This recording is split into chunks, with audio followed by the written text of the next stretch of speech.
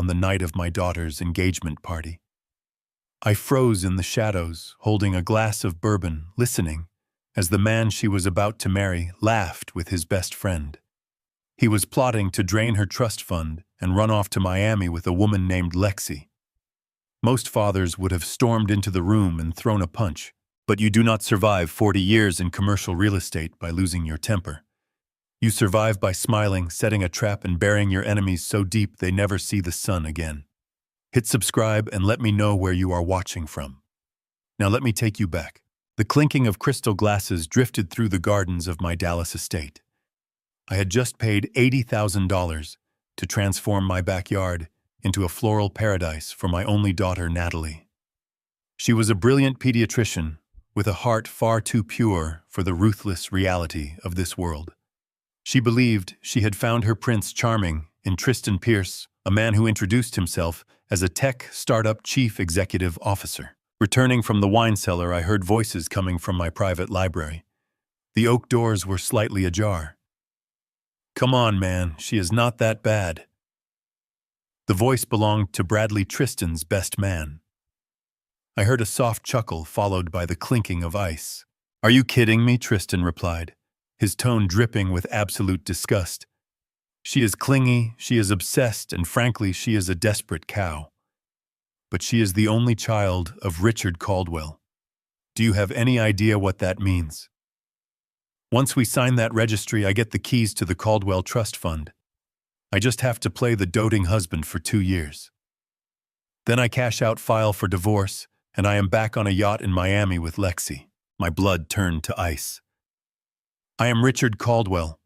I built the largest commercial real estate portfolio in Texas. I have negotiated with men who would cut your throat for $1. But nothing ever made me want to commit violence until that exact second. This arrogant parasite was standing in my home, drinking my scotch, and planning to ruin my daughter's life. He saw her not as a human being, but as an automated teller machine. He saw me as a clueless old man waiting to hand over his empire. My first instinct was to kick the doors open, drag him out by his collar, and throw him onto the street. But my mind immediately calculated the risks. If I attacked him now, I would look like the unhinged, controlling father. Natalie was blinded by love. She would be devastated, and Tristan would spin the narrative to make himself the victim. I needed to handle this with surgical precision. I took a slow, deep breath and pushed the heavy doors open. The thud of the wood hitting the wall made both men jump. Tristan spun around, his face draining of all color. For a fraction of a second, I saw raw, unfiltered panic in his eyes. He knew he was caught. "Richard." "Sir." Tristan stammered frantically, trying to compose himself. "We were just admiring the architecture." I walked slowly toward them. I kept my face entirely blank. "I heard you," I said, my voice dangerously quiet. "I heard what you called my daughter. I heard your brilliant exit strategy to Miami." Bradley took a step back, shrinking into the shadows. But Tristan possessed the slick, practiced speed of a career con artist. I watched his mind work, searching for a lifeline. And within seconds, he found one. He forced a condescending laugh. "Richard, you completely misunderstood." "I swear to you," Tristan stepped forward, holding his hands up defensively. "We were not talking about Natalie. We were talking about a client. A female investor from Chicago who has been breathing down my neck for weeks. She is a massive cash cow for my tech firm, but she is desperate and incredibly clingy. Bradley was joking that I should date her to secure the capital, and I said I would rather chew glass. I would never speak about Natalie that way. She is my entire world. It was a flawless lie. Invented in a split second, delivered with fake sincerity. If I did not know the dark souls of men like him, I might have actually believed it. Before I could tear his pathetic alibi apart, the library door opened wider. Natalie walked in. She was radiant, her face flushed with genuine happiness. She wrapped her arms around Tristan from behind, resting her chin on his shoulder. "What are my favorite men discussing?" she asked with a bright smile. Tristan placed his hand over hers. He kissed her cheek. "Just business, sweetheart. Your father and I were just having a quiet moment. He looked up at me. Over Natalie's shoulder, I saw a challenging smirk play on his lips. He had just pulled his human shield into the crossfire. His eyes dared me to call him a liar right there in front of the woman who adored him. Break her heart right now, his smirk seemed to say. Let us see who she believes. I looked at my daughter. I saw the absolute trust in her eyes. My late wife had raised her to see the good in everyone. It was her greatest strength as a doctor, but right now it was her fatal weakness. If I spoke without concrete, irrefutable proof, I would break her heart, and I might lose her forever to his manipulations. I needed evidence. I needed to peel back his life layer by layer until there was nowhere left for him to hide. Just business, I repeated. I matched his smile with a cold stare. Go back and enjoy the party. I need to make a call. Tristan nodded, his confidence restored. He took Natalie's hand and led her out. As the doors clicked shut behind them, the silence returned. I dialed Derek Shaw, a private investigator, who used to do corporate espionage work for me. Derek, I said, when he answered. Tristan Pierce, I said, staring out the window at the party below. He claims his startup is valued at $20 million. I want you to peel him like an onion. Bank records, offshore accounts, text messages, phone logs. Find a woman named Lexi in Miami. I want to know what he eats for breakfast and who he owes money to. I need it yesterday. Consider it done, sir. I hung up the phone. I watched Tristan down in the garden smiling with my friends. He thought he had outsmarted the clueless old man. He thought he was playing a game he could win. But he had just stepped onto a battlefield he could not even begin to comprehend. The silent war had been declared, and I was going to ensure that he lost everything. True wealth is not measured by the balance in your bank account, but by the lengths you will go to protect the people you love. Predators will always exist wearing tailored suits and charming smiles, constantly searching for kindness to exploit. Never let your desire for a peaceful family blind you to the glaring red flags right in front of you. Always trust your instincts. When someone shows you their true character in the shadows, believe them immediately. Money can buy influence, but its greatest power lies in its profound ability to completely dismantle those who operate in shadows. I took a slow, deep breath and pushed the heavy oak doors open. The sudden, dull thud of the wood hitting the wall made both men jump. Tristan spun around so fast his elbow knocked against the mahogany desk, spilling a few drops of his expensive scotch onto the floor. Bradley took a massive step backward, shrinking into the dark corners of the library, as if he wanted the walls to swallow him whole. For a fraction of a second, I saw raw, unfiltered panic in Tristan's eyes. He knew he was caught.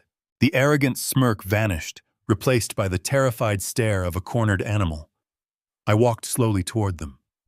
I kept my face entirely blank, masking the violent rage that was currently burning through my veins. You do not survive 40 years in the cutthroat world of Dallas commercial real estate by showing your hand. You let your opponent sweat. Richard. Sir. Tristan stammered. He frantically tried to compose himself, wiping the spilled liquor from his suit jacket. We were just admiring the architecture in here. The craftsmanship is incredible. I stopped a few feet away from him. I did not look at the ceiling or the walls. I kept my eyes locked dead onto his. I heard you, I said. My voice was dangerously quiet, barely above a whisper, but it carried the weight of an anvil. I heard exactly what you called my daughter. I heard your brilliant exit strategy to Miami. I heard the name Lexi. The silence in the room became suffocating. Bradley looked physically sick, his hands trembling as he gripped his glass. I waited for Tristan to apologize. I waited for him to beg to drop to his knees and plead for forgiveness. But Tristan possessed the slick, practiced speed of a career con artist. I watched his mind work, racing through 1,000 calculations, searching for a lifeline in the middle of a hurricane. And within seconds, he found one. He forced a laugh. It was not a nervous laugh, but a condescending, patronizing one. He shook his head, looking at me as if I were a confused old man who had simply misheard a joke. Richard, you completely misunderstood. I swear to you on my life, Tristan stepped forward, holding his empty hands up defensively. We were not talking about Natalie. Good God, why would you even think that? We were talking about a client, a female investor from Chicago who has been breathing down my neck for the past 3 weeks. She is a massive cash cow for my technology firm, but she is incredibly demanding, desperate, and clingy. Bradley was just joking that I should date her to secure the venture capital we need for the next quarter. I told him I would rather chew glass. I would never, ever speak about Natalie that way. She is my entire world. It was a flawless lie. It was invented in a split second and delivered with terrifying sincerity. He even managed to look slightly offended, projecting the perfect amount of wounded pride. If I did not know the dark souls of men like him, if I had not spent my entire life negotiating with corporate sharks who could lie while staring at a crucifix, I might have actually believed him. I stared at him, analyzing the subtle shifts in his posture. His shoulders were slightly too rigid. His breathing was just a fraction too fast. He was a predator trying to hide in plain sight. I tightened my grip on my own glass, ready to verbally tear his pathetic alibi apart. I was going to demand to see his phone. I was going to demand the name of this imaginary Chicago investor. I was prepared to ruin him right there on the Persian rug. Before I could utter a single word, the library doors swung open wider. The tension in the room instantly fractured. "There you are," a bright, cheerful voice called out. Natalie walked in. She was radiant, her face flushed with genuine happiness. She wore a stunning white silk dress I had bought for her in Paris just a month ago. At 30 years old, she was already a highly respected pediatrician at the city hospital. She spent her days working grueling 14-hour shifts, saving premature babies and comforting terrified parents. She possessed a heart far too pure for the ruthless reality of my world. She believed in the inherent goodness of people. She believed she had found her prince charming. She glided across the room and wrapped her arms around Tristan from behind, resting her chin softly on his shoulder. "What are my two favorite men discussing in here?" she asked, looking back and forth between us with a warm, trusting smile. Tristan placed his hand over hers. He kissed her cheek with a display of nauseating tenderness. "Just business, sweetheart," he murmured softly. "Your father and I were just having a quiet moment discussing some startup strategies." He looked up at me. Over Natalie's shoulder, I saw a challenging, arrogant smirk return to his lips. It was subtle, meant only for me to see. He had just pulled his human shield into the crossfire. His eyes dared me to call him a liar right there in front of the woman who adored him. "Break her heart right now," his smirk seemed to say. "Destroy her perfect night. Let us see who she believes." My mind raced. If I told her the truth right then without hard proof, it would be my word against his. Tristan would spin the narrative immediately. He would tell her that her wealthy, controlling father was trying to sabotage her happiness. He would claim I was paranoid, that I thought no one was ever good enough for my only daughter. Natalie would be devastated, caught in the middle of an ugly war. I could alienate her. I could push her right into his waiting arms. I looked at my daughter. I saw the absolute trust in her eyes. I saw the joy radiating from her smile. She was completely oblivious to the fact that she was holding on to a man who viewed her as nothing more than a bank account. I had to protect her, but I could not do it blindly. I needed concrete evidence. I needed financial records, text messages, and proof of this woman named Lexi. I needed to peel back his life layer by layer until there was nowhere left for him to hide. "Just business," I repeated slowly. I forced my facial muscles to relax. I matched his arrogant smile with a cold, dead stare. "You boys go back and enjoy the party. I need to make a phone call to close a deal." Tristan nodded, his confidence fully restored. He thought he had won the encounter. He thought I had accepted his miserable lie. He took Natalie's hand and led her toward the door. Do not work too late, Dad, Natalie said, blowing me a kiss. We need you out there for the toasts. I will be right there, sweetheart. I promised. The psychological war had officially begun, and I would destroy his life. I turned my back on the library doors and walked briskly down the grand hallway toward my private office. My heart was hammering against my ribs, echoing in my ears like a war drum. The physical toll of suppressing that level of violent, explosive rage was absolutely exhausting. Every instinct in my body had screamed at me to grab Tristan by his lapels and throw him through the stained glass windows. But you do not build a commercial real estate empire in Dallas by giving in to your primal urges. You build it by maintaining total control when everyone else expects you to break. I stepped into my office, locked the heavy mahogany door behind me, and walked over to the concealed wall safe. I entered the combination, the mechanical clicks sounding unnaturally loud in the quiet room. Inside the safe was a secure, encrypted cell phone. I bypassed my usual contacts and dialed a number I only used when a situation required absolute ruthless discretion. The line rang twice before a gruff, alert voice answered. "Derek," I said, keeping my tone perfectly measured and cold. "It is Richard Caldwell. I apologize for calling so late on a weekend, but I need your services immediately."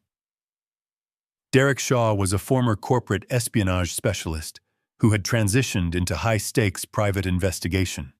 He was a man who lived exclusively in the shadows and specialized in tearing down the pristine facades of powerful, deceitful people. "Mr. Caldwell." Derek replied, his voice completely devoid of surprise. "It is never too late for my best client. What exactly do you need?" I paced the length of the office, staring out the large window that overlooked the rear gardens. "It is regarding Tristan Pierce, the man who is currently downstairs celebrating his engagement to my only daughter. He claims to be the founder and chief executive officer of a technology startup called Aerotech Solutions. He boasts that the company is valued at $20 million and is preparing for a major funding round. I want you to peel him like an onion, Derek. I want you to tear his entire life apart piece by piece. Start with the business. I want to see incorporation documents, tax returns, and comprehensive client lists. I want to know if Aerotech Solutions actually produces a single piece of software, or if it is just a hollow shell company designed to attract gullible investors. I will pull the corporate filings tonight," Derek said smoothly. The sound of a keyboard clicking was already audible in the background. "What else?" "Dig into his personal finances," I instructed, my voice hardening. "Find his offshore accounts. Pull his credit reports from every major bureau. Find out exactly who he owes money to and precisely how much. Look for any outstanding loans, private equity debts, or unsavory financial obligations. A man who plots to steal a trust fund is usually a desperate man running from something massive. I want to know exactly what is chasing him." I paused, letting the next critical piece of information settle in my mind. "And Derek, there is one more thing. I need you to find a woman named Lexi. She currently lives in Miami. I do not have a last name, but Tristan mentioned her tonight.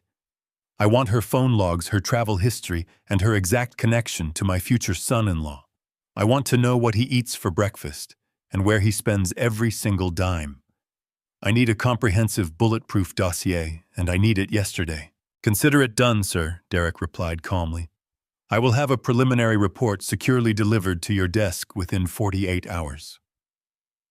I hung up the phone and placed it back into the safe. The wheels were finally in motion. Derek would find the truth. He always did. As I stood alone in the quiet office, the adrenaline slowly began to recede, leaving behind a hollow ache in my chest. I looked over at a framed photograph sitting on my desk. It was a picture of my late wife, Evelyn, holding a very young Natalie. Evelyn had been the absolute light of my life. She possessed a warmth and a gentle spirit that I could never quite replicate. Before she passed away, she made it her life's mission to teach Natalie how to see the good in everyone. She taught our daughter to nurture empathy, to offer grace, and to trust in the better nature of humanity. That profound empathy was what made Natalie such an exceptional pediatrician today.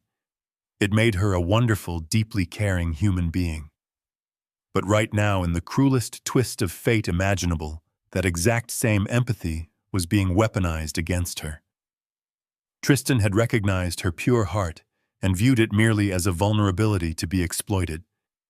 He was using my late wife's greatest and most beautiful lesson to blind my daughter to his true predatory nature. He was banking on the fact that Natalie would never suspect the man she loved of harboring such a dark, calculated, and malicious agenda. The thought of Tristan using Evelyn's legacy to steal my daughter's future ignited a new, colder fire inside me. I was not just going to stop a wedding, I was going to obliterate him entirely. But to do that, I had to execute the hardest part of the night. I had to leave the sanctuary of my office, return to the garden party, and play the role of the proud, supportive father. I had to smile at the man who viewed my family as nothing more than a financial target. I had to shake his hand and make him believe that his pathetic lie about the Chicago investor had worked flawlessly. If I showed even a hint of hostility or suspicion, Tristan might realize he was under investigation. He might accelerate his plans, try to secure Natalie's assets prematurely, or simply flee before I could trap him. I needed him to feel completely comfortable. I needed him to feel utterly untouchable. I walked into the adjoining private bathroom and splashed freezing cold water on my face. I stared deeply at my reflection in the mirror. I took a slow, methodical breath, smoothing my silk tie and adjusting my tailored suit jacket. I forced the rigid muscles in my face to relax carefully, crafting an expression of relaxed, patriarchal warmth. I practiced a soft, welcoming smile. It was a terrifyingly convincing mask. I left the office and made my way down the grand, sweeping staircase. The heavy front doors opened, and the warm Texas night air washed over me. The garden was spectacular. Thousands of white roses draped elegantly over the stone archways. The soft glow of the hanging crystal chandeliers illuminated the happy, celebrating faces of my closest friends and colleagues. I navigated through the dense crowd, accepting warm congratulations and shaking hands, flawlessly projecting the image of a man whose greatest joy was seeing his daughter settled and happy. My eyes scanned the manicured lawn until I finally found them. Natalie and Tristan were standing near the towering four-tiered engagement cake. I walked deliberately toward them, my terrifyingly calm smile firmly in place. Richard Tristan called out as I approached. He raised his glass of champagne toward me, projecting an aura of relaxed, victorious confidence. "Did you manage to close that important deal on the phone?" I stopped right in front of him. I reached out and clapped him on the shoulder, giving him a firm, reassuring squeeze that communicated nothing but fatherly approval. "I did, Tristan," I said smoothly. "It took a bit of complex maneuvering, but the trap is officially set. The target has absolutely no idea what is coming." Tristan laughed aloud, completely missing the dark, literal double meaning of my words. "That is exactly why you are a legend in this city, Richard. You are always one step ahead of the competition." Natalie beamed, linking her arm affectionately through mine. "I am so incredibly glad you are done working for the night, Dad. The event coordinator is about to ask everyone to gather for the toasts. We really need you up there." I looked down at my beautiful, trusting daughter, my heart aching with the massive secret I was forced to carry. "I would not miss it for the world, sweetheart," I said softly. I turned my gaze back to Tristan, my smile never wavering. "Let us go celebrate your future." The transition from the garden party to the Sunday dinner felt like a slow march toward the edge of a jagged cliff. Tradition dictated that we gather at my estate every Sunday evening for a formal family meal. It was a cherished ritual my late wife Evelyn had started decades ago, designed to keep us grounded, no matter how chaotic our professional lives became. I had always looked forward to these dinners, but tonight the massive mahogany dining table felt like a psychological battlefield. The crystal glassware clinked softly. The polished silver gleamed under the warm light of the chandelier, and my blood simmered just below the surface. Natalie sat to my right, looking radiant and completely at ease, her delicate hand resting affectionately over Tristan's on the pristine white tablecloth. Tristan sat directly across from me. He wore a tailored navy blazer over a crisp white shirt, exuding the relaxed, effortless charm of a man who firmly believed he held all the winning cards in a rigged game. He spent the first 20 minutes of the meal holding court, regaling Natalie and my household staff with grandiose tales of his supposed corporate conquests. He spoke fluidly about market disruption, leveraging synergistic paradigms, and revolutionizing the cloud infrastructure landscape. He confidently used every hollow buzzword in the Silicon Valley dictionary, painting a picture of massive success. Natalie watched him with absolute adoration, her eyes shining with immense pride as she listened to the man she believed was a visionary genius. I sat quietly at the head of the table, cutting my steak with slow, deliberate precision. I let him talk. I let him build his imaginary empire out of thin air. Over the past 40 years, I had negotiated with some of the most ruthless, brilliant, and deceptive corporate sharks in the United States. I had sat across from aggressive men who could bankrupt a major city without blinking an eye. Through those decades, I had learned to read microexpressions long before behavioral experts ever wrote books about them. I knew the exact difference between the confident stillness of a man telling the absolute truth and the hyperactive performance of a man selling a desperate manufactured lie. Tristan was performing. His gestures were slightly too broad and sweeping. His laughter was a fraction too loud. He was constantly checking Natalie's face for validation, ensuring his human shield was still firmly in place and completely mesmerized. When the dessert plates were cleared away and the fresh coffee was poured, I decided it was time to apply the pressure. I folded my linen napkin, placed it neatly beside my plate, and leaned forward, resting my forearms heavily on the table. "Tristan," I said, my voice rich with a grandfatherly curiosity that perfectly masked the lethal trap I was laying. "I have been thinking a lot about your technology firm. Aerotech Solutions. Correct, you mentioned briefly at the engagement party that you are preparing for a massive Series B funding round." Tristan smiled broadly, taking a confident sip of his black coffee. "That is exactly right, Richard. We are poised for truly exponential growth this quarter. The market indicators are incredibly strong right now, and our proprietary algorithms are drawing a lot of serious attention from major coastal investors." "That is wonderful news," I replied smoothly, maintaining my warm expression. I have always admired the rapid agility of the technology sector. It is quite different from the slow grind of commercial real estate. Out of pure professional curiosity, how exactly are you structuring your capitalization table ahead of this new round? Are you dealing with participating preferred stock or standard convertible notes? Because I know firsthand how aggressive those venture capital firms can be regarding anti-dilution provisions.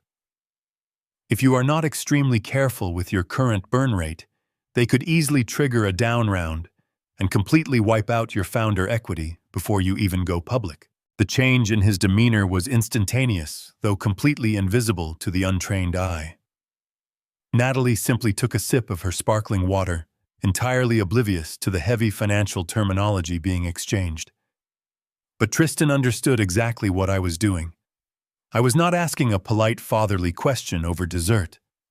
I was demanding proof of life for his phantom company. For a fraction of a second, his charismatic mask slipped and shattered. I watched the pupil of his left eye dilate in sudden alarm.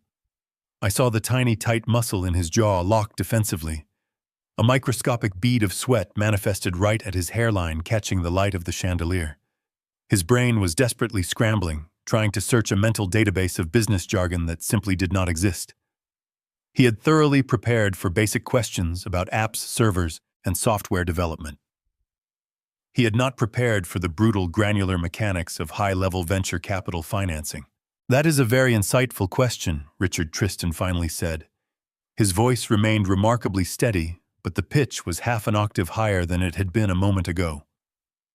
"We are currently consulting heavily with our legal team in Delaware to ensure the capitalization table is completely optimized for the new investors. We are leaning toward a hybrid model to protect our early seed investors while maintaining our aggressive growth metrics. The specifics are a bit legally dense at the moment, and I am strictly bound by non-disclosure agreements. But I assure you, we have top-tier representation handling all the complicated mechanics." It was a masterful, desperate dodge. He used a massive word salad to say absolutely nothing, wrapping his profound ignorance in the impenetrable, convenient armor of a non-disclosure agreement. To Natalie, it sounded like the prudent, responsible answer of a brilliant chief executive officer protecting his assets. To me, it sounded exactly like a dying man desperately grasping at a broken branch as he fell down a cliff. Of course, I smiled, leaning back slowly in my leather chair. Discretion is paramount in any serious business. I would never ask you to violate a strict confidentiality agreement. I merely wanted to ensure you were properly protecting your assets. It would be a terrible, devastating shame to see you build such a magnificent company only to have ruthless, greedy investors steal it right out from under you. The dark double meaning of my words hung heavily in the tense air between us. Tristan swallowed hard. His throat bobbed nervously. He reached blindly for his water glass, his knuckles turning completely white as he gripped the heavy crystal. He took a long, slow drink, trying to buy himself another few precious seconds of composure before he had to speak again. "Tristan works so incredibly hard, Dad." Natalie chimed in, completely misreading the sudden suffocating tension in the dining room. She reached out and squeezed his arm affectionately. "I tell him all the time he needs to take a real break. Once the wedding is over and the funding round is finally secured, I am making him turn off his phone for 2 entire weeks on our honeymoon. I am really looking forward to it, sweetheart." Tristan managed to say, offering her a tight, visibly strained smile that did not reach his panicked eyes. The conversation naturally drifted away from business, gently steered by Natalie's cheerful, continuous updates about the floral arrangements and the final seating chart for the upcoming reception. I contributed to the wedding chatter with perfect, flawless, paternal enthusiasm. I nodded at all the right times. I laughed warmly at all the right jokes.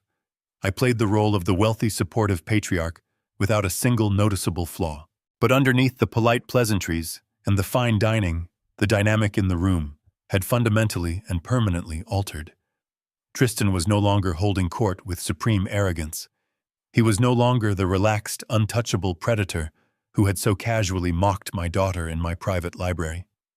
He was sitting rigidly upright in his chair, mindlessly picking at his remaining food, his eyes constantly and nervously darting toward me across the table. He knew. He did not know exactly what I had heard the previous night. He did not know that I had already hired a ruthless private investigator to systematically dismantle his entire existence. But he knew, without a shadow of a doubt, that I was testing him. He recognized the cold, calculating, and unforgiving intelligence hidden directly behind my grandfatherly smile. He finally realized that the clueless, trusting old man he had so confidently planned to exploit was actually a veteran apex predator who had just caught his scent. As the evening finally drew to a close and we stood together by the grand entrance to say our goodbyes, Tristan extended his hand toward me. His palm was slightly clammy against my skin. "Thank you for a truly wonderful dinner, Richard," he said, forcing himself to maintain direct eye contact. "It is always a pleasure to have you here, Tristan," I replied, making sure my grip on his hand was just a fraction tighter than necessary. "Drive safely tonight. You have a very big, unpredictable future ahead of you." I stood silently on the porch and watched his car disappear down the long, sweeping driveway of my estate into the dark night. The psychological war had officially escalated from the shadows directly into the light. I had fired the very first warning shot straight across his bow, and now the invisible clock was loudly ticking. Tristan Pierce was panicked, and panicked, desperate men always make catastrophic mistakes. I just had to be perfectly ready to catch him when he inevitably fell. The psychological warfare of that Sunday dinner was only the beginning of a long week.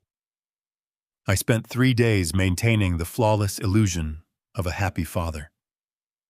I approved floral arrangements. I even allowed Tristan to join me for a brief round of golf, letting him win by 2 strokes to artificially inflate his fragile ego.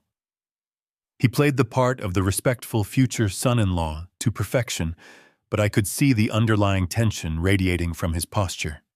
The invisible walls were closing in, and he felt the pressure building. On Thursday morning, the waiting came to an abrupt end. I was sitting at my oak desk when my secure line rang. It was the front desk security guard. Derek Shaw was on his way up. I closed my laptop and waited. 2 minutes later, the heavy glass doors to my office swung open. Derek walked straight across the room carrying a thick manila folder under his arm. His expression was completely grim, devoid of his usual professional detachment. "You were absolutely right to trust your gut on this one, Richard," Derek said, dropping the heavy folder directly onto my desk. "The kid is a walking fraud, but the reality is significantly worse than we anticipated." I leaned forward, pulling the folder toward me. I opened the cover and stared at a mountain of financial spreadsheets, offshore bank statements, and printed photographs. "Talk to me, Derek," I said, my voice completely devoid of emotion. "Tell me exactly what I am looking at." Derek planted his hands firmly on the outer edge of my solid oak desk. "Let us start with his magnificent technology empire." He began tapping a stack of incorporation documents. "Aerotech Solutions does not exist. It is a completely hollow shell company with no proprietary software, no engineering team, and zero functional product. The only thing he possesses is a rented virtual office space in Austin. The entire venture is a meticulously crafted mirage." I stared at the stark proof of his deception. A cold weight began to settle deep in my stomach. "So he is a con artist," I said slowly. "He has been selling smoke and mirrors to finance a lavish lifestyle." "If only it were just a simple con," Derek replied, shaking his head grimly. "Pulling off a con requires capital, and Tristan ran out of his own money 3 years ago. He is currently $4 million in debt. $4 million. I repeated, my eyes widening slightly as I scanned the highlighted financial ledgers. To who Derek separated 2 stacks of paper. "It is a highly volatile financial mix," he explained. "The first $2 million is owed to a private equity firm based out of New York. They gave him seed money based on fraudulent revenue projections. They recently discovered the discrepancy and are preparing to sue him for criminal fraud. They are going directly after his personal assets.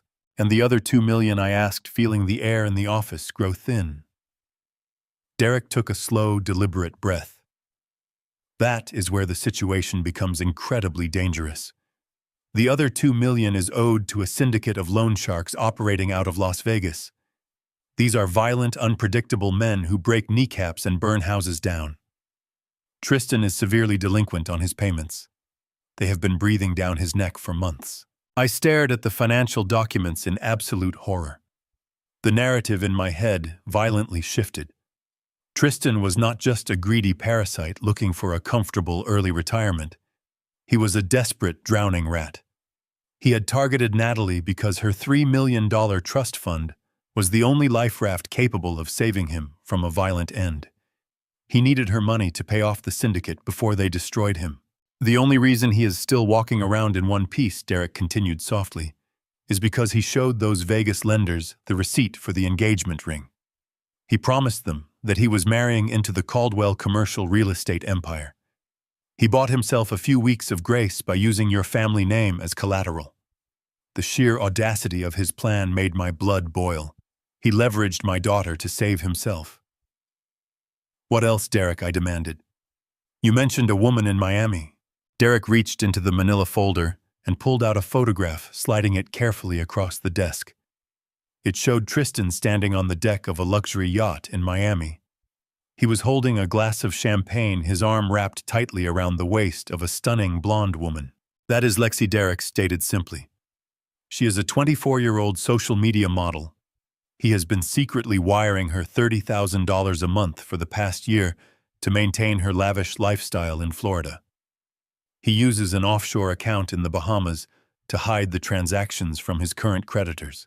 I looked closely at the photograph, analyzing every detail. The woman was beautiful, but there was something else. She was wearing a form-fitting sundress, and her stomach was very visibly rounded. I pointed a trembling finger at the photograph. "Is she pregnant?" Derek nodded. "Yes. She is 4 months pregnant. According to the medical records I managed to acquire, it is a boy. Tristan is the registered father. He is actively starting an entirely new family in Florida using the money he intends to steal from Natalie. I sat back in my heavy leather chair. The silence in the office was absolute and incredibly heavy. The picture was complete. The scope of his betrayal was so massive, so profoundly evil, that it almost defied human comprehension. He was planning to marry my pure, trusting daughter, drain her entire financial future to satisfy his violent creditors, and then abandon her to raise a child with his mistress in Miami. He had reduced Natalie to a mere financial transaction. I closed my eyes for a long moment, organizing the chaotic storm of fury into a cold, sharpened weapon. I could not allow him to walk away. I had to completely annihilate his ability to ever harm anyone again. I had to strip him of every single resource he possessed. "Derek," I said, opening my eyes and looking at the investigator with a gaze that held absolutely no mercy. "I want you to gather every single piece of contact information for the private equity firm in New York and the lending syndicate in Las Vegas. Find me the names of their primary decision-makers. Do not make contact with them yourself. Just give me the numbers." Derek looked at me, a glimmer of deep understanding flashing in his eyes. "You are not just going to break off the engagement, are you?" "No," I replied, picking up the photograph of Tristan and his pregnant mistress. "Violence is a cheap temporary solution. I am going to buy his debt. I am going to become his sole creditor. And then I am going to bury him so deeply in financial ruin that he will never see the light of day again. Get Gregory Hughes on the line immediately. It is time to set a trap." I sat perfectly still as Derek left the office, leaving me alone with the devastating truth scattered across my desk. I reached for my phone to call Gregory Hughes, fully intending to begin the process of purchasing Tristan's massive debt. I was ready to become his worst nightmare. But before I could even dial the number, my private office line rang. The caller identification displayed a name that made my chest tighten. It was Natalie. I took a deep, steadying breath, smoothing the sharp edges of anger from my voice, and answered the call. "Hello, sweetheart," I said, leaning back in my heavy leather chair. "How is your morning going at the hospital?" "It has been incredibly hectic, Dad," Natalie replied. Her voice sounded exhausted, but undeniably happy. "We had 3 premature deliveries before noon, but everyone is stable now. I am actually taking a rare break. I wanted to know if you had time to grab a quick lunch with me near the clinic. There is something important I need to run past you." The word important triggered an immediate blaring alarm in my mind. "Of course," I told her. "I will be there in 20 minutes. I gathered the damning photographs and financial ledgers, locking them securely back inside my wall safe. I left my building and drove across downtown Dallas, my mind racing through a dozen terrible scenarios. When I arrived at the quiet upscale cafe near the hospital, Natalie was already sitting at a corner table. She was wearing her white medical coat over a simple blue dress, looking so much like her late mother that it physically ached to look at her. I sat down across from her, offering a warm, patriarchal smile. "What is on your mind, sweetheart?" I asked, ordering a black coffee from the passing waiter. "Is everything all right with the wedding preparations?" "Everything is perfect, Dad," she beamed, resting her hands on the table. "Actually, it is about our financial future. Tristan has been so incredibly proactive lately.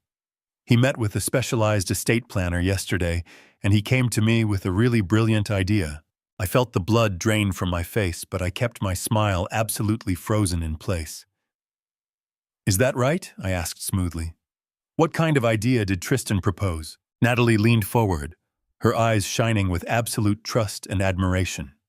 She explained that Tristan was deeply concerned about protecting her assets. He told her that because his technology firm was entering a high valuation phase ahead of a massive funding round, he wanted to completely shield her trust fund from any potential corporate liabilities. He suggested that by signing a joint asset amendment to their prenuptial agreement, they could merge their portfolios under a specific legal umbrella. He claimed this maneuver would not only protect her money, but also drastically optimize their combined tax bracket, saving them millions in the long run. My stomach violently twisted. It was a masterpiece of financial manipulation. Tristan had taken a highly aggressive legal maneuver, and wrapped it in the comforting guise of love and protection. He was weaponizing his fake success to blind her. I knew exactly what that specific legal umbrella actually meant. It was a collateral access mechanism. The absolute second Natalie signed that amendment, her isolated trust fund would become a joint marital asset. Tristan would gain the immediate, unrestricted legal right to borrow against her $3 million. He would use her money to pay off the violent Las Vegas loan sharks who were currently hunting him down, leaving my daughter holding the bag for his criminal debts. That sounds very complex, I said carefully, maintaining a tone of mild fatherly curiosity. When exactly are you planning to execute this amendment? This afternoon, Natalie replied casually, taking a sip of her iced tea. We have an appointment with the notary at 4 o'clock. Tristan said it is better to get the paperwork out of the way now so we can just focus entirely on the wedding next week. I glanced at my watch. It was currently 1 o'clock in the afternoon. I had exactly 3 hours to stop my daughter from signing her entire future over to a desperate drowning predator. My first instinct was to slam my fist onto the table and scream the truth. I wanted to tell her about the loan sharks, the fake company, and the pregnant mistress living in Miami. But I remembered the absolute adoration in her eyes. I remembered how deeply she loved this man. If I destroyed her illusion right here in a public cafe without easing her into the reality, the shock might break her completely. Furthermore, if she confronted Tristan with my accusations, he would immediately realize I was investigating him. He would panic, flee the state, and avoid the devastating, inescapable trap I was currently building for him. I needed to stall the signing, but I had to do it using a lie of my own. Natalie, sweetheart. I began lowering my voice to a conspiratorial whisper. I was actually hoping to keep this a complete secret until the rehearsal dinner. But you are forcing my hand early. Natalie looked confused. Her brow furrowed slightly. Keep what a secret, Dad. I reached across the small table and gently squeezed her hands. I am preparing a massive financial wedding gift for the two of you. I lied seamlessly, channeling 40 years of boardroom acting. It involves a very complex transfer of commercial real estate assets into your primary trust fund. My legal team has been working on the transfer for weeks. If you sign any joint asset amendments today, it will completely alter your tax classification. Doing so would trigger massive, immediate federal tax penalties on the gift I am trying to give you. It would be a catastrophic logistical nightmare. Natalie's eyes widened in genuine surprise. Dad, you do not have to give us anything else. You are already paying for this entire beautiful wedding. I want to do this, I insisted, pouring every ounce of fatherly love I possessed into my gaze. But I need a very big favor from you. I need you to leave your trust fund entirely untouched and unamended for the next 30 days.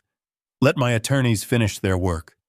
Once the wedding is over and the dust settles, you and Tristan can restructure your taxes however you see fit. Can you do that for me? Can you postpone the signing? Natalie smiled warmly, deeply touched by my fabricated generosity. She squeezed my hands back. Of course, Dad. I had no idea you were doing all of that. I will text Tristan right now and tell him we need to cancel the appointment with the notary. She pulled her mobile phone from her purse and quickly typed out a message. I sat perfectly still watching her screen. Less than 30 seconds later, 3 gray typing dots appeared. Tristan was responding. I knew exactly what was happening on the other end of that digital connection. Tristan was sitting somewhere in the city, sweating profusely, staring at his phone in sheer, unadulterated panic. His violent creditors were demanding their money, and his guaranteed lifeline had just been snatched away at the very last possible second. He says the lawyer is going to charge us a cancellation fee, she told me, typing her response. I just told him it does not matter, and that we absolutely must wait until after the honeymoon. He is a little disappointed because he wanted everything perfectly organized, but he says he understands completely. I took a slow, steady sip of my black coffee, masking the cold, predatory satisfaction that was currently flooding my veins. Tristan did not understand at all. He was simply terrified. He had tried to launch a preemptive strike to steal my daughter's wealth, and he had failed. He was now backed securely into a corner with absolutely no way out. The Las Vegas syndicate would not wait until after the honeymoon. They wanted their $2 million immediately. I finished my lunch with my beautiful daughter, listening to her talk excitedly about her dress fittings and the upcoming honeymoon to the Maldives. Every time she smiled, my resolve hardened into solid steel. I walked her back to the entrance of the pediatric clinic, kissing her gently on the forehead before watching her disappear through the sliding glass doors. Once she was completely out of sight, I pulled my secure phone from my breast pocket. The time for defensive maneuvering had officially ended. It was time to go on the offensive. I dialed the number for Gregory Hughes, my primary corporate attorney, as I walked briskly back to my waiting car. "Gregory Thumb," I said the moment he answered. "I need you to draft a highly specialized investment contract immediately. We are going to offer Tristan Pierce $10 million, but the terms need to be absolutely lethal. I want a blanket lien placed on every single asset he currently possesses." I slid into the driver's seat of my vehicle, gripping the steering wheel tightly. The trap was finally ready. I sat in the isolation of my vehicle for several minutes. The steady hum of the engine was the only sound breaking the heavy silence. My corporate attorney was already moving with ruthless efficiency to draft the lethal investment contract. But the feeling of absolute control was suddenly shattered by a sharp vibration from my secure phone. It was Derek. The private investigator had just intercepted a highly alarming digital communication. Tristan was not accepting the delay. My daughter had texted him earlier to cancel their afternoon appointment with the estate planner, but Tristan was far too desperate to simply take no for an answer. The violent lending syndicate in Las Vegas had just issued him a strict, non-negotiable deadline. He needed liquid collateral immediately. Derek informed me that Tristan had secretly dispatched a mobile notary directly to the pediatric clinic. He was planning to ambush Natalie between her patient consultations. He intended to pressure her into signing the joint asset amendment under the guise of a last-minute wedding emergency.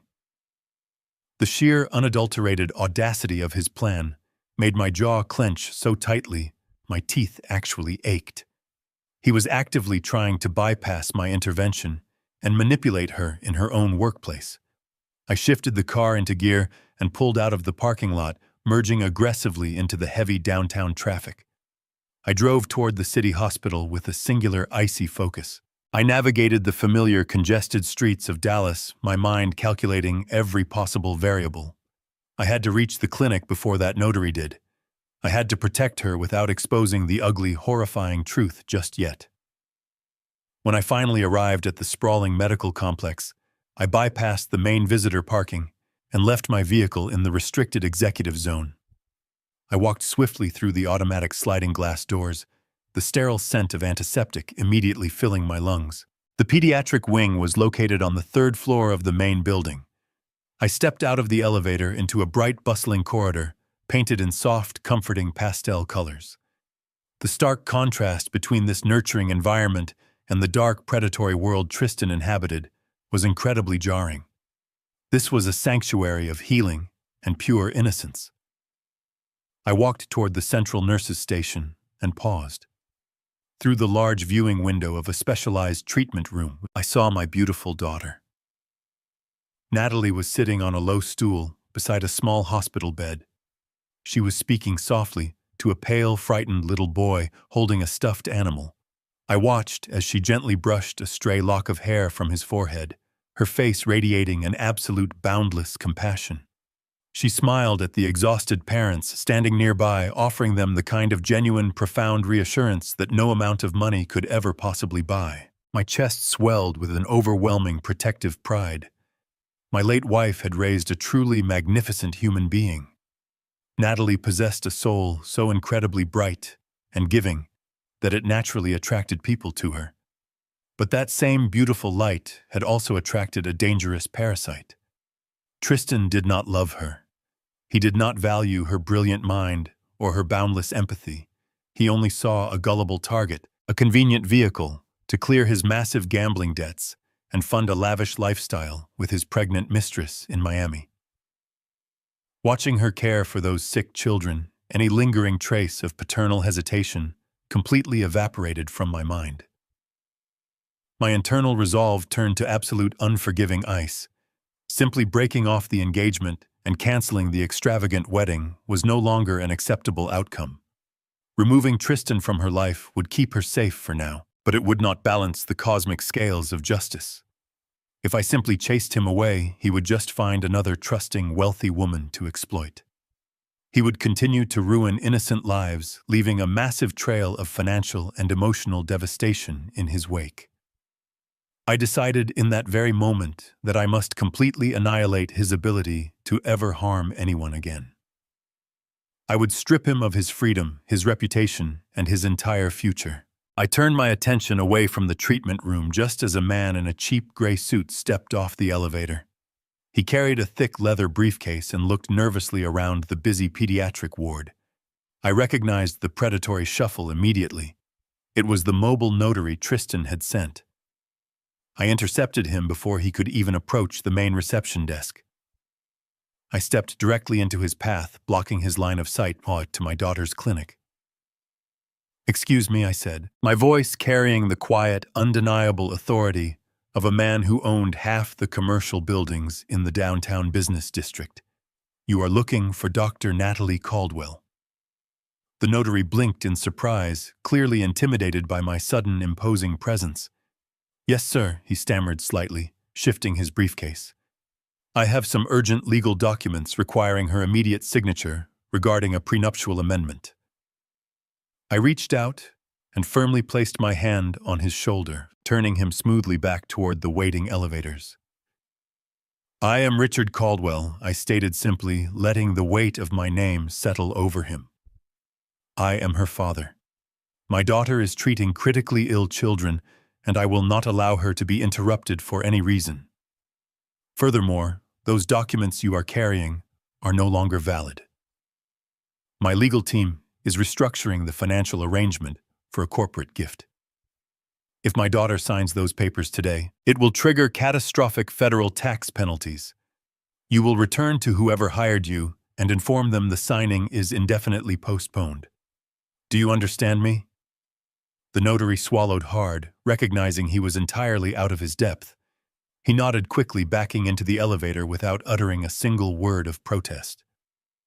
I watched the doors slide shut, eliminating the threat. I took a deep breath and walked to the treatment room. Natalie stepped out a few minutes later, looking tired but deeply fulfilled. She looked up and gasped in pleasant surprise. "Dad?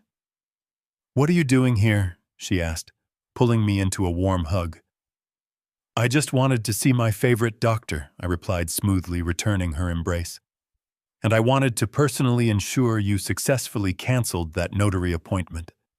My banking team is working around the clock to finalize your wedding gift, and we cannot risk legal complications right now." Natalie smiled, shaking her head affectionately. "You are entirely too much, Dad." "Yes," I told Tristan we must wait. He pushed back earlier, saying the notary was already here, but I was firm. I told him my patients come first, and your gift requires absolute patience. I kissed her forehead, masking the satisfaction in my chest. "You are a smart woman, sweetheart," I murmured. I walked her toward the break room, listening to her phone chime incessantly in her pocket. It was Tristan desperately trying to salvage his collapsing lifeline, but he was too late. I had severed his access to her trust fund. He was now completely isolated, drowning in violent debt, and desperate for a miracle. Tomorrow I would invite him to my office and offer the exact miracle he was looking for. The next morning arrived with a heavy, oppressive heat that Dallas was famous for. I stepped into the private elevator of my downtown headquarters at exactly 7 o'clock. The quiet hum of the machinery lifting me 40 floors above the city matched the calculated rhythm of my thoughts. I was not just going to stop a wedding today. I was going to surgically dismantle a predator who thought he could use my family as a financial shield. When the doors parted to my expansive executive suite, Gregory Hughes was already waiting for me in the private boardroom. Spread across the long mahogany table was a stack of dense, intimidating documents. I poured myself a black coffee and took a seat opposite him. Gregory pushed the thickest folder toward me. "It is exactly as you requested, Richard," he said, his voice completely devoid of emotion. "This is a 50-page investment agreement for a $10 million capital injection into Aerotech Solutions. The financial language is standard for a mezzanine funding round, but the collateral clauses buried in Section 4 are absolutely draconian. We have included a comprehensive blanket lien. If Tristan Pierce accepts this money, he is legally pledging his company, his personal bank accounts, his luxury vehicles, his condominium, and any future earnings as collateral. Furthermore, there is an immediate default trigger. If he commits any act of moral turpitude, fraud, or extortion, the entire debt becomes payable on demand. If he defaults, you have the unilateral right to seize every single asset he owns without prolonged litigation." I flipped through the dense pages of legal terminology. It was a masterpiece of corporate warfare. A legitimate businessman would never sign a document like this without a team of aggressive lawyers spending a month tearing it apart. But Tristan was not a legitimate businessman. He was a terrified, drowning con artist who owed $2 million to violent loan sharks. He needed liquid capital to save his life, and he needed it before the wedding. He was entirely out of time. "Thank you," Gregory I murmured, closing the folder. "Have security clear Mr. Pierce for entry. I am expecting him at 10 o'clock. I kept my tone incredibly warm on the phone, playing the role of the proud, supportive patriarch to absolute perfection. I told him I had a massive surprise regarding his upcoming nuptials and insisted he come to my office alone. When Tristan walked through my double doors 3 hours later, the physical toll of his secret panic was remarkably evident. The skin around his eyes was tight, and his posture lacked the effortless, arrogant swagger he had displayed in my library just days ago. The failed notary ambush at the pediatric clinic had clearly terrified him. He knew the Las Vegas syndicate was closing in, and his primary escape route had been temporarily blocked. "Richard." "Thank you for inviting me," Tristan said, forcing a bright, charismatic smile as he crossed the vast expanse of my office. He extended his hand. "Your assistant mentioned a wedding surprise." I stood up from my desk and shook his hand warmly, completely ignoring the slight clamminess of his palm. "Please take a seat, Tristan." I walked over to the private bar in the corner of the room. "Can I offer you a drink?" "Coffee. Something stronger to celebrate." "Just sparkling water would be fantastic, thank you," he replied, sinking into one of the plush leather chairs opposite my desk. I leaned forward, resting my elbows on the polished wood, projecting an aura of complete, unshakable trust. "Tristan," I began, softly, my voice dripping with manufactured sincerity, "I owe you an apology. At the engagement party, and even at our Sunday dinner, I was asking some rather aggressive questions about your technology firm. I know I probably came across as a typical overbearing father who thinks no one is good enough for his daughter. Not at all, Richard. You are protecting your family. I respect that immensely. I would do the exact same thing in your position." I smiled, letting a look of paternal affection wash over my features. "Well, your patience and your dedication to Natalie have truly won me over. I see how much she loves you, and I see how incredibly hard you are working to build Aerotech Solutions into an industry leader. But I also know the brutal reality of the technology sector. Raising capital for a funding round can be an absolute nightmare. The venture capital firms want to strip you of your equity and control your board of directors. I do not want to see my son-in-law lose the company he built from the ground up just because he needed growth capital." Tristan was staring at me, his breathing shallow. He was hanging on to my every word, his mind racing to comprehend where this conversation was heading. "That is why I continued smoothly. I have decided to step in. I want to ensure you and Natalie start your marriage with absolute financial security. As my personal wedding gift to the two of you, I am going to bypass the venture capital sharks.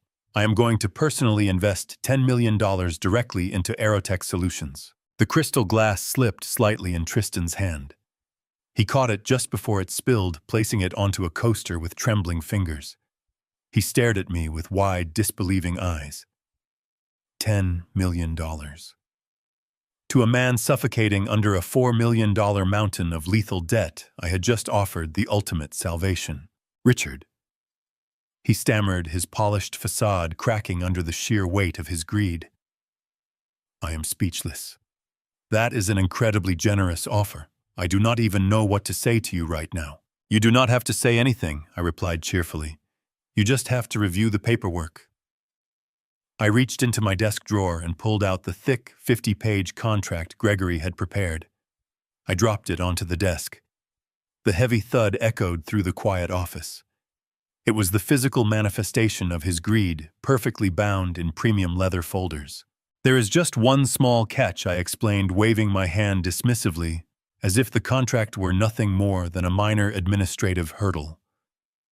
Because this is a massive transfer of personal capital, my legal team insisted on some standard protective measures. It is entirely procedural. The contract includes a blanket lien on your business and personal assets. It simply means that until the company hits its projected revenue targets next year, your assets act as collateral for the $10 million. It protects me from federal gift tax liabilities and keeps the corporate auditors happy. Once the wedding is over and the company goes public, we dissolve the lien entirely. Tristan stared down at the massive stack of dense legal paper. His eyes flickered back and forth between the contract and my face. A normal executive would have immediately requested a week to let a legal team analyze every single clause. A legitimate founder would have balked at the idea of pledging his personal condominium and bank accounts for corporate funding.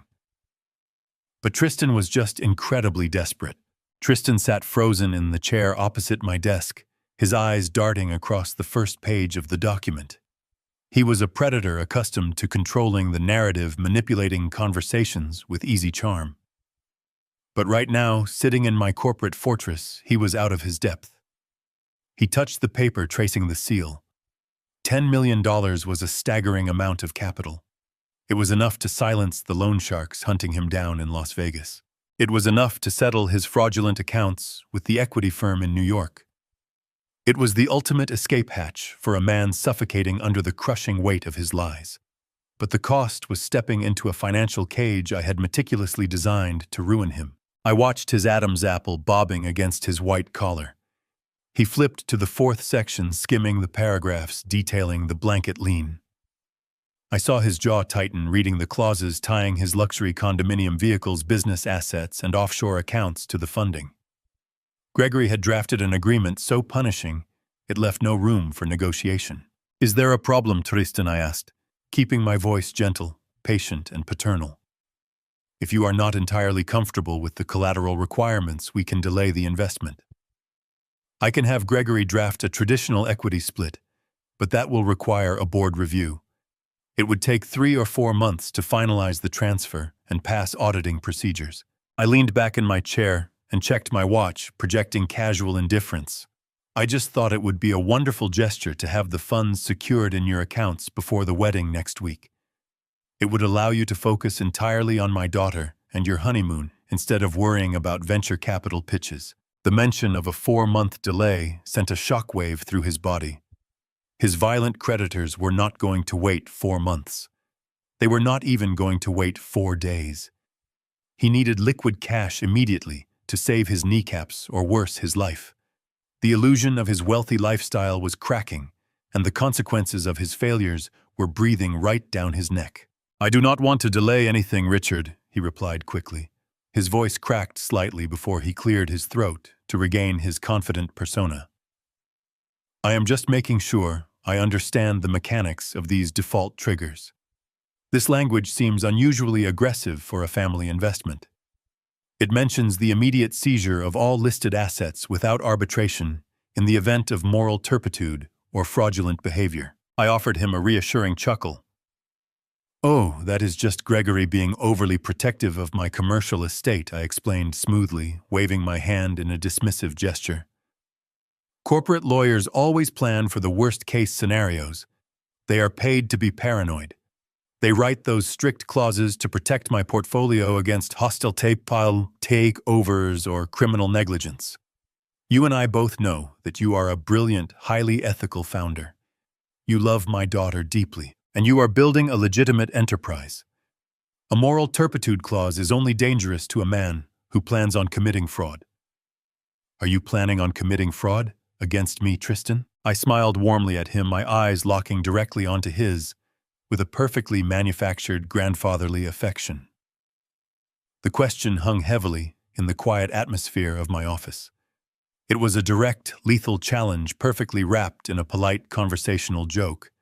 If he protested the clause too aggressively, he would immediately signal that he had something dark and criminal to hide.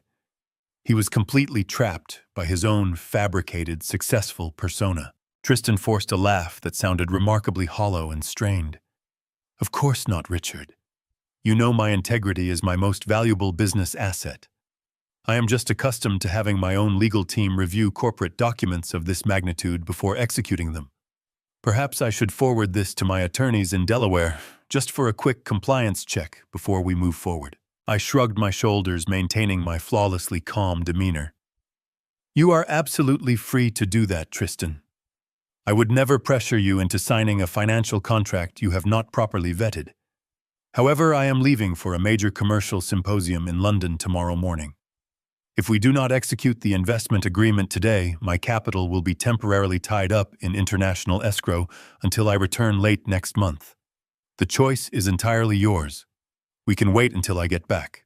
The trap was fully set, the $10 million bait was hanging right in front of his face, and the ticking clock of his own debts was deafening in his ears. I watched the overwhelming greed and the sheer unadulterated terror war within him. He looked down at the 50-page contract sitting on my desk. He looked at the heavy gold pen resting right beside it. I knew exactly what was running through his mind.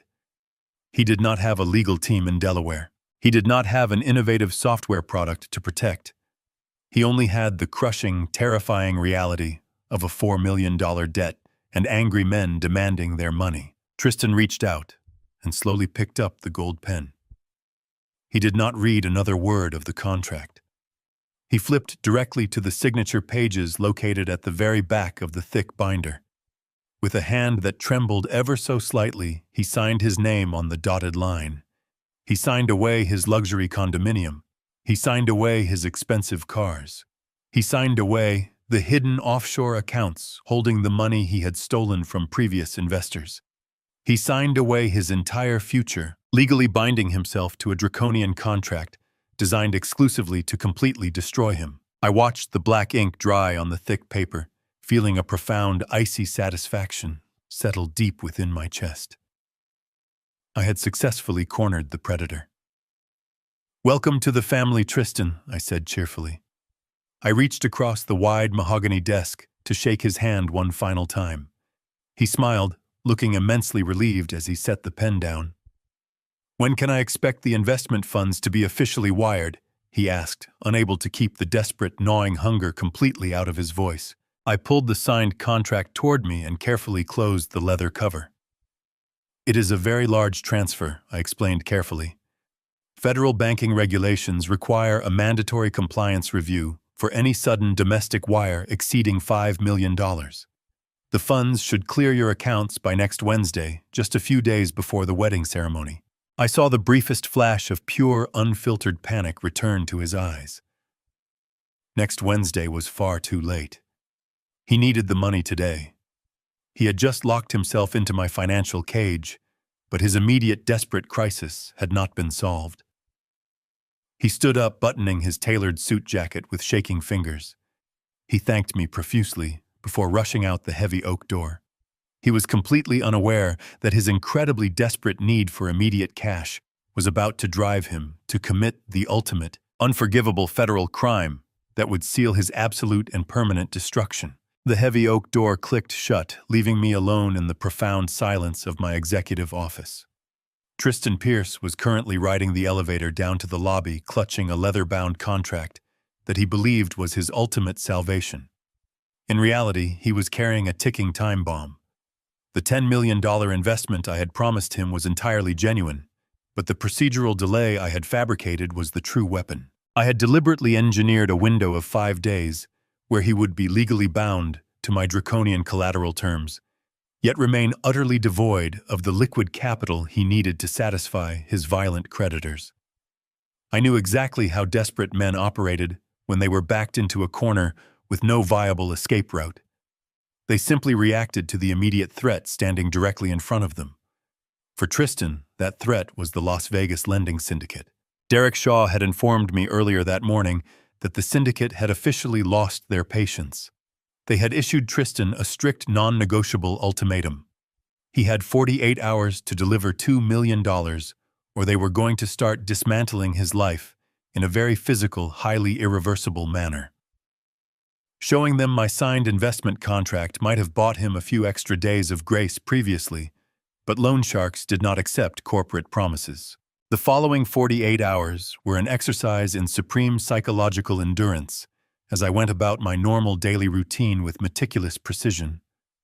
But beneath that calm exterior, I was waiting for the inevitable fracture. I was waiting for Tristan to realize that the closing walls were going to crush him before my promised wire transfer ever arrived. On Friday afternoon, the fracture finally occurred. I was sitting in my private study at the estate reviewing a quarterly tax projection when my secure phone illuminated. The caller identification displayed the name of my primary wealth manager at the federal bank, a man named Harrison, who had overseen the Caldwell Family Trust for over 2 decades. Harrison was a professional who never called my personal encrypted line unless a situation required immediate, highly sensitive authorization. I answered the call, my posture instantly straightening. Mr. Caldwell Harrison began, his tone strictly professional, but carrying a subtle undercurrent of urgent concern. I apologize for interrupting your afternoon, but we have a highly irregular compliance issue regarding Natalie's primary trust account. My heart slowed its rhythm, beating with a cold, heavy certainty. Approximately 20 minutes ago, Harrison explained Tristan Pierce entered our downtown branch. He presented a fully executed joint asset authorization amendment, legally merging his financial portfolio with Natalie's trust. Accompanying this amendment was an expedited collateral withdrawal request. He is attempting to pull $2 million in liquid cash against the primary trust balance. The sheer, unadulterated audacity of his maneuver was staggering. He had bypassed the notary ambush, bypassed the legal waiting period, and marched directly into a federal financial institution to drain my daughter's wealth. Did Natalie accompany him to the branch? I asked, my voice deadly quiet. Mr. Pierce stated that she was currently in surgery at the pediatric clinic and could not be disturbed. However, the joint asset amendment he submitted bears her physical signature alongside the stamp of a licensed public notary. The documentation appears entirely legitimate on a surface level, which is why it passed the initial teller review. But given the massive withdrawal amount and the proximity to the wedding, our internal risk management protocols required me to place a temporary hold on the wire transfer until I spoke with you. I sat completely still, staring at the polished wood of my desk. I had personally spoken to Natalie just the day before. She had explicitly promised me that she would not sign any joint asset amendments until my fictional corporate gift was fully finalized after the honeymoon. My daughter never broke a promise to me, Harrison, I said carefully, choosing my words with absolute precision. My daughter is indeed working a grueling shift at the hospital today. She has not signed any legal documents, and she certainly has not authorized a $2 million withdrawal for a venture capital closing. The gravity of my statement settled heavily between us. Mr. Caldwell, if Natalie did not sign this joint asset amendment, then the signature on this federal banking document is a direct forgery. Mr. Pierce has submitted falsified legal documents to a federally insured institution in an attempt to extract $2 million. That is a Class B federal felony. It constitutes severe wire fraud and bank fraud. I leaned back in my chair, feeling a profound, icy satisfaction wash over my entire body. Tristan had crossed the absolute point of no return. He believed his superficial charm and the fast-approaching wedding date would rush the bank through their standard verification protocols. He had just handed me the final rusted nail for his own coffin. "What are your instructions, sir?" Harrison asked, his voice tight with anticipation. "Shall I contact the federal authorities immediately and have him detained in the branch lobby?" "No," I replied instantly. "Do not alert him. If you arrest him now, he will claim it was a desperate misunderstanding. He will hire a defense attorney and tie this up in litigation for years. I want him completely destroyed on my own terms, in a way that leaves him absolutely no avenue for escape." I stood up and began pacing the length of my study. "I need you to formally reject the withdrawal request, Harrison. Tell Tristan that the capital transfer failed a secondary compliance review due to international tax hold regulations. Tell him the funds cannot possibly be cleared until late next week. Give him a highly technical bureaucratic excuse that he cannot possibly argue against. Let him walk out of the bank believing his transaction was merely delayed, not discovered." "Understood, sir." "And the forged documents? Secure them in your primary vault," I instructed. "Scan high-resolution copies of every single page, including his physical identification records and the security camera footage of him presenting the forged amendment to the teller. Send all of those encrypted files directly to my personal corporate attorney, Gregory Hughes. We are going to need that irrefutable evidence very soon. I will handle it immediately, Mr. Caldwell." I terminated the call and placed the phone down on my desk. The silence in my study was absolute. The psychological trap had officially snapped shut. Tristan Pierce had committed a massive federal crime, and I held all the definitive proof. He was now leaving the bank empty-handed, walking back out into the sweltering Dallas heat, with the terrifying realization that his violent creditors were going to collect their debt. He had failed to steal my daughter's money. He was completely out of options. But I was not finished. Simply letting the loan sharks break his legs was a temporary, chaotic punishment. I wanted total, structured, permanent ruin. I picked up my phone again and dialed Gregory Hughes. It was time to execute the final invisible maneuver. It was time to quietly purchase his massive debt and become his ultimate master. I dialed Gregory Hughes on my secure line. The connection established with a crisp click, and I did not bother with pleasantries. "Gregory, I need you to initiate a hostile debt acquisition immediately." I instructed, my voice echoing in the absolute silence of my study. "Tristan Pierce owes $4 million. $2 million is held by a private equity firm in New York, and the remaining $2 million is controlled by an unsavory lending syndicate operating out of Las Vegas. I want to buy every single cent of that debt by tomorrow morning." Gregory was a man who had orchestrated billion-dollar mergers. Yet I heard a slight pause on his end. "Purchasing distressed debt from a legitimate firm is simple enough, Richard," he replied carefully. "But buying paper from a Las Vegas gambling syndicate is highly irregular. They do not operate through standard corporate channels. They operate for profit," I countered smoothly. "Money is the only language they speak.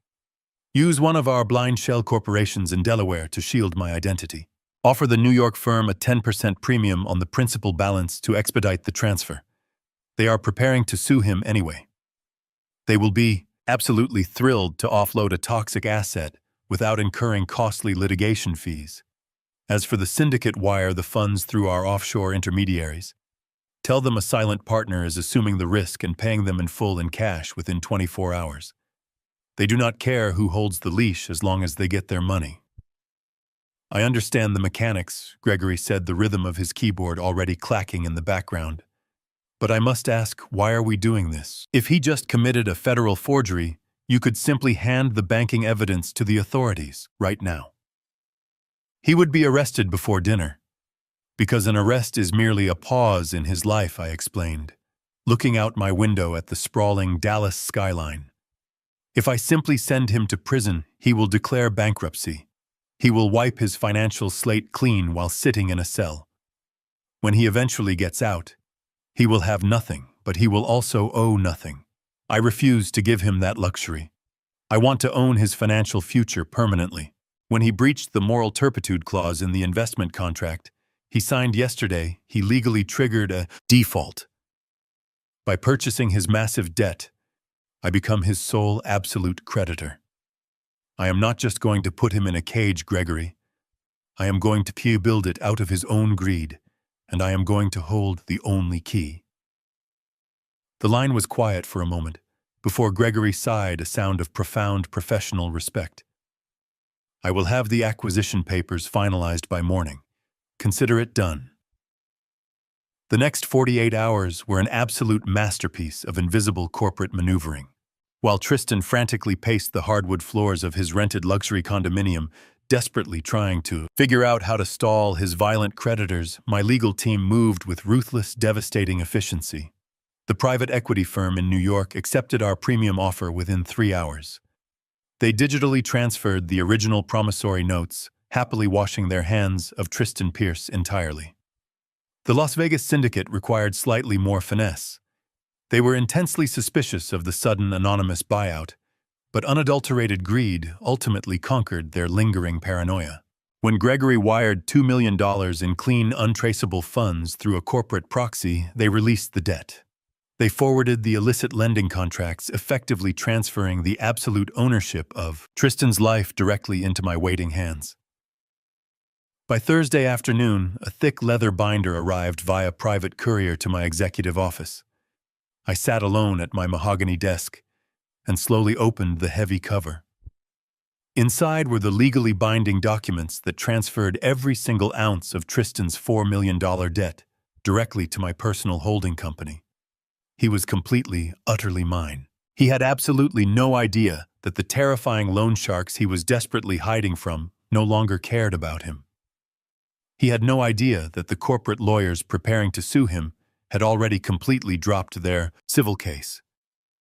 He believed he was still fighting a desperate war on multiple invisible fronts, completely blind to the crushing reality that I had already quietly conquered the entire battlefield. Later that evening, I received another highly disturbing update from Derek Shaw. The private investigator had continued to monitor Tristan's digital communications. Tristan was rapidly unraveling. The Las Vegas syndicate had completely stopped responding to his frantic text messages, a terrifying, sudden silence he undoubtedly misinterpreted as the quiet before a violent physical storm. In a state of sheer, unadulterated panic, he had contacted his pregnant mistress in Miami. He promised her that a massive influx of capital was imminent and instructed her to start packing for an extended international vacation. He was actively planning to flee the country the absolute second my fictional $10 million investment cleared his accounts.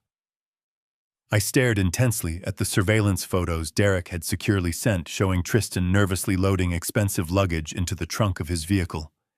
He was preparing to completely abandon my beautiful daughter at the altar.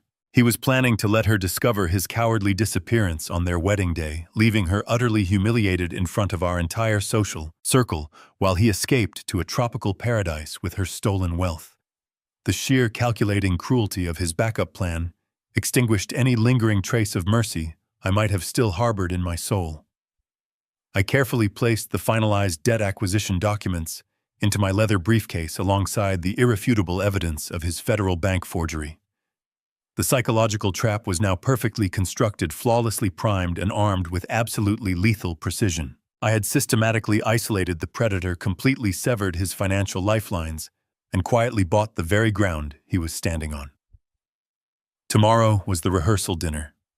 The lavish event was scheduled to take place at the Ritz-Carlton, an opulent gathering explicitly designed to celebrate the beautiful union of two prominent families.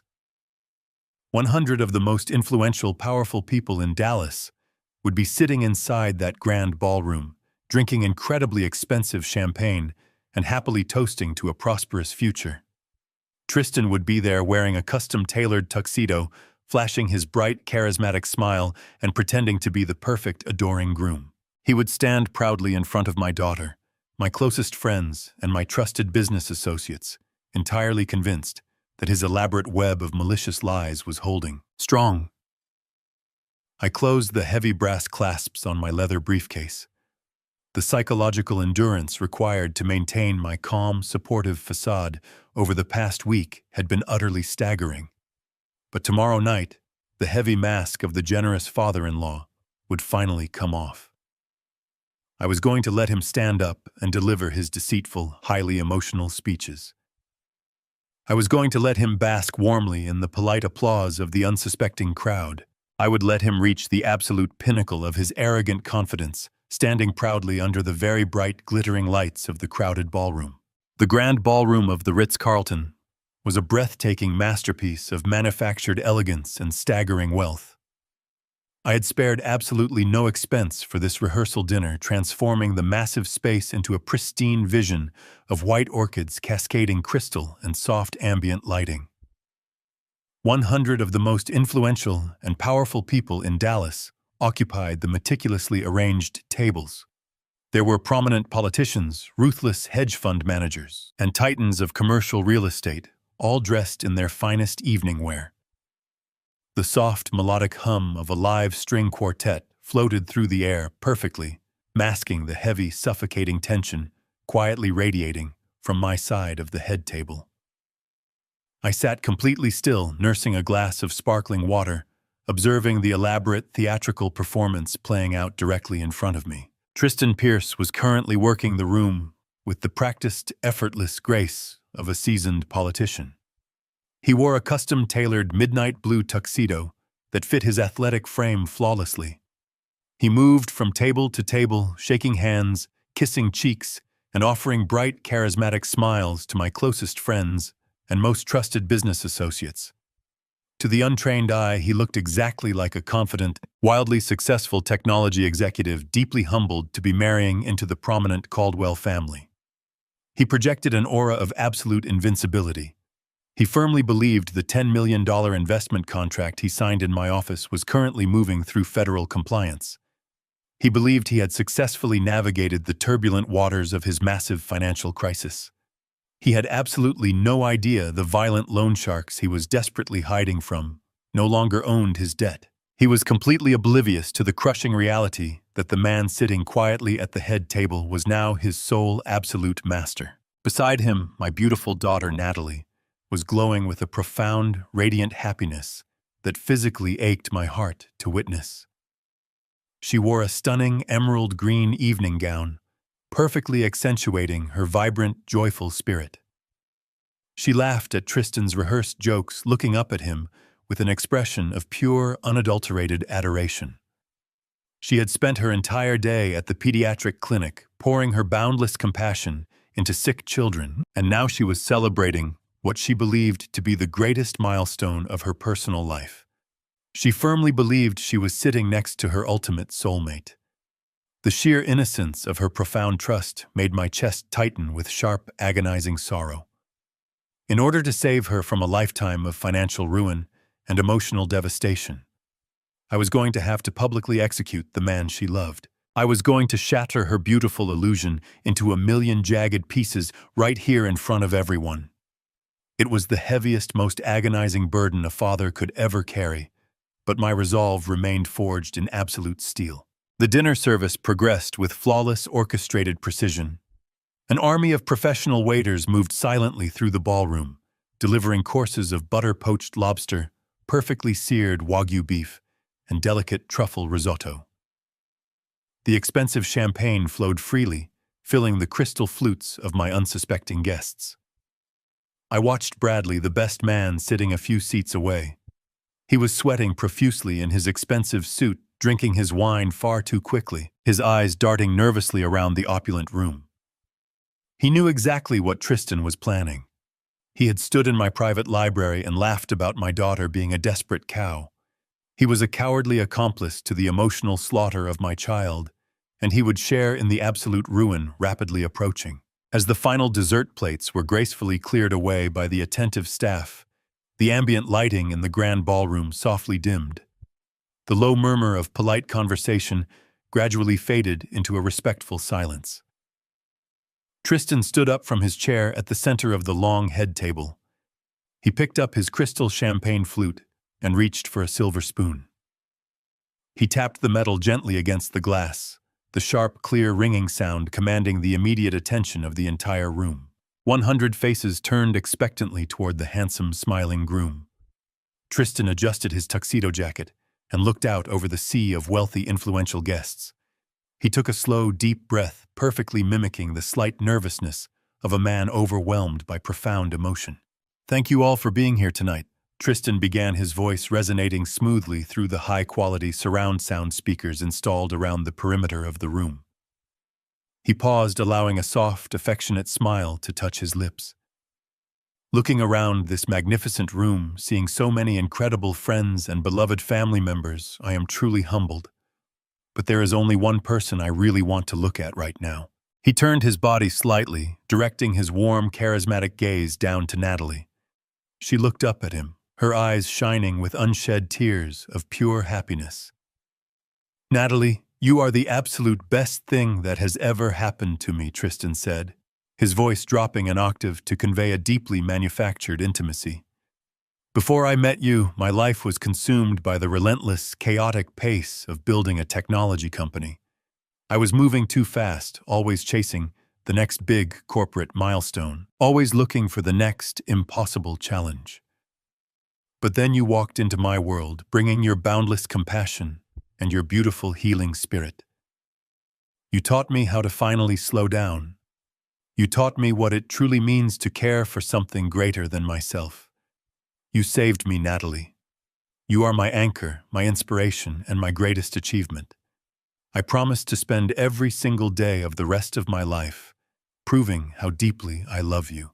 A collective audible sigh of deep emotional resonance swept through the crowded ballroom. Several women at the front tables reached into their designer purses for tissues. Natalie reached up and gently wiped a single joyful tear from her cheek. It was a masterful, sickeningly brilliant performance. He was standing there actively plotting to steal her trust fund and abandon her for his pregnant mistress in Miami, while successfully convincing an entire room of intelligent people that he was a devoted, flawless romantic. Tristan then turned his attention away from my daughter and looked directly at me. He raised his crystal flute slightly higher, his confident smile broadening. And to Richard, Tristan continued, his voice projecting a tone of profound, humble respect. "Thank you. Thank you for welcoming me into your remarkable family with such open arms. Thank you for your incredible generosity, your brilliant mentorship, and your unwavering support. You have built a magnificent empire, sir, and I promise you that I will honor your legacy by taking exceptional care of your most valuable treasure." To Richard and to my beautiful bride. To Richard and Natalie, the grand ballroom echoed loudly, raising all their glasses high. I did not raise my glass. I remained seated at the head of the table, my expression blank. Slowly, I slipped my right hand into the pocket of my tailored suit jacket. My fingers brushed the cold, hard plastic of the audio-visual remote control. The time for polite illusions was officially over. The storm was here. The applause from the ballroom was deafening as Tristan finished his toast. He stood there soaking in the admiration of Dallas high society, a brilliant actor taking his final bow before the curtain call. I let the clapping wash over me for a few long seconds, allowing him to experience the absolute peak of his manufactured triumph. Then I stood up. I pushed my chair back slowly, the legs scraping softly against the polished marble floor. I reached out and took the silver microphone from the center of the table. The sudden movement caught the attention of the room. The applause gradually died down, replaced by a respectful, expectant silence. Hundreds of eyes turned toward me, the patriarch of the Caldwell family, waiting for my blessing. Tristan looked at me with a wide, confident smile, holding his champagne flute perfectly still. Beside him, my beautiful daughter Natalie leaned forward, her eyes shining with pure love and anticipation. She firmly believed I was about to welcome this monster into our family. "Thank you, Tristan," I began. My voice resonated through the high-fidelity surround sound speakers filling every corner of the massive ballroom. It was deep, measured, and entirely devoid of the warmth I had projected for the past 3 weeks. I looked out at the sea of influential guests. I saw corporate titans, politicians, and medical professionals who had known my daughter since she was a little girl. I turned my gaze back to the groom. "It is quite funny that you mentioned building an empire tonight." I continued pacing slowly behind the head table. Because empires are not built on superficial charm or empty promises. They are built on a foundation of absolute trust. They are built on transparency, loyalty, and the unwavering protection of the people you claim to love. When you invite a man into your empire, you must be entirely certain of his character. You must know exactly who he is when the lights are turned off and the audience is no longer watching. Tristan's smile faltered just a fraction of an inch. A microscopic flicker of confusion crossed his features. He glanced at Bradley, who was currently staring down at his plate, sweating profusely. Natalie tilted her head, sensing the sudden shift in my tone, but still too innocent to understand the impending execution. I stopped walking and stood directly behind Tristan. "Therefore, I decided to verify that character," I said smoothly. I gestured subtly with my left hand toward the production booth at the back of the room. I gave the silent signal to the audio-visual technicians I had personally hired for this exact moment. Suddenly, the elegant ambient lighting in the ballroom went completely dark. A low mechanical hum vibrated through the silent room. Behind the head table, directly behind where Tristan and Natalie were sitting, a massive 30-foot projection screen slowly descended from the ceiling. The heavy canvas unrolled with a heavy, ominous thud. The guests began to murmur, shifting uncomfortably in their seats, assuming this was part of a surprise wedding video or a sentimental slideshow to honor the happy couple. Tristan turned around to look at the blank screen, his brow deeply furrowed in genuine confusion. He looked back at me, his mouth opening to ask a question. I did not let him speak. I pressed the small button on the remote control hidden inside my pocket. The high-definition speakers crackled to life. There was no music. There was no video. There was only the crisp, crystal-clear audio recording captured from the shadows of my private library just a few weeks ago. "I would rather chew glass than touch that desperate cow." Tristan's voice boomed through the ballroom. It was loud, distinct, and dripping with absolute, undeniable disgust. The sound echoed off the crystal chandeliers and the marble walls. The entire ballroom collectively stopped breathing. 100 of the most powerful people in Dallas froze in sheer, unadulterated shock. The atmosphere instantly shifted from joyous celebration to pure, paralyzing horror. "Come on, man, she is not that bad." Bradley's recorded voice nervously chuckled through the speakers. "Are you kidding me?" Tristan's voice sneered in response, the audio perfectly capturing his cold, calculating arrogance. "She is clingy, she is obsessed, and frankly, she is a desperate cow. But she is the only child of Richard Caldwell. Do you have any idea what that means? Once we sign that registry, I get the keys to the Caldwell Trust Fund. I just have to play the doting husband for 2 years. Then I cash out, file for divorce, and I am back on a yacht in Miami with Lexi." The recording stopped, leaving behind a silence so absolute, so profoundly heavy, that it felt like all the oxygen had been instantly sucked out of the room. For 3 agonizing seconds, no one moved. No one spoke. The sheer brutality of the revelation paralyzed everyone present. Then the physical reality of the devastation struck. A sharp, violent, shattering sound pierced the quiet. Natalie had dropped her crystal champagne flute. It hit the marble floor, exploding into 1,000 glittering shards around her designer heels. I looked down at my daughter. The vibrant, radiant color had completely drained from her face, leaving her as pale as a ghost. Her eyes were wide, staring blankly at the dark screen, her mind desperately trying to reject the horrifying truth that had just violated her ears. She opened her mouth, letting out a small, choked gasp, as if she had just been physically struck in the chest. "Dad," she whispered, her voice trembling with a fragile, broken agony that physically shattered my heart. I wanted to hold her to shield her from the pain, but the operation was not yet complete. I had to finish the demolition. Tristan sprang up from his chair, as if he had been burned with a branding iron. The flawless, confident facade he had worn for the past year disintegrated in an instant. His face contorted into a mask of pure, unfiltered panic. His chest heaved rapidly as he looked out at the sea of horrified guests. Prominent socialites were covering their mouths in shock. Corporate executives were glaring at him with open, unmasked disgust. The best man, Bradley, had practically slid out of his chair, desperately trying to shrink away from the devastating fallout of his complicity. "Turn that off!" Tristan screamed, his voice cracking wildly as he pointed a shaking finger at the projection screen. "That is not real. It is a complete lie. That is artificially generated audio. It is a malicious deep fake designed to ruin my reputation." "Richard, what is the absolute meaning of this?" I did not flinch. I did not yell. I stood perfectly still, looking down at the desperate, cornered predator thrashing in the very trap I had built for him.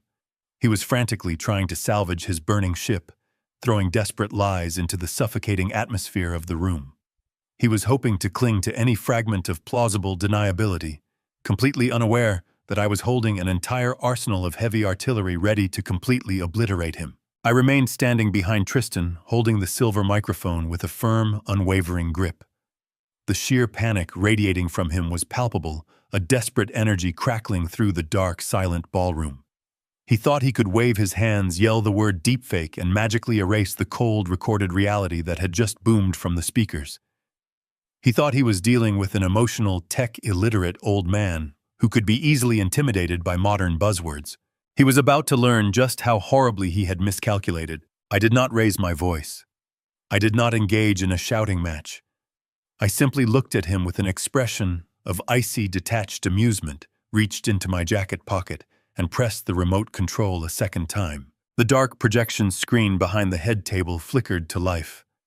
A crisp, high-definition image illuminated the massive canvas, casting a stark white glow over the 100 horrified faces in the audience. It was not a sentimental family slideshow. It was a digital dossier of total financial ruin. The first slide displayed high-resolution scans of official bank ledgers certified by forensic accountants. Prominently highlighted at the top in bold red ink were the numbers detailing Tristan's $4 million debt. The breakdown was brutally clear: $2 million owed to a private equity firm in New York, currently pursuing him for corporate fraud, and $2 million owed to an illicit lending syndicate operating out of Las Vegas. A collective audible gasp rippled through the room. Several prominent business associates seated near the front leaned forward, their eyes widening as they recognized the official seals of the institutions involved. "You claim the audio was a deepfake, Tristan," I said, my voice carrying effortlessly through the room.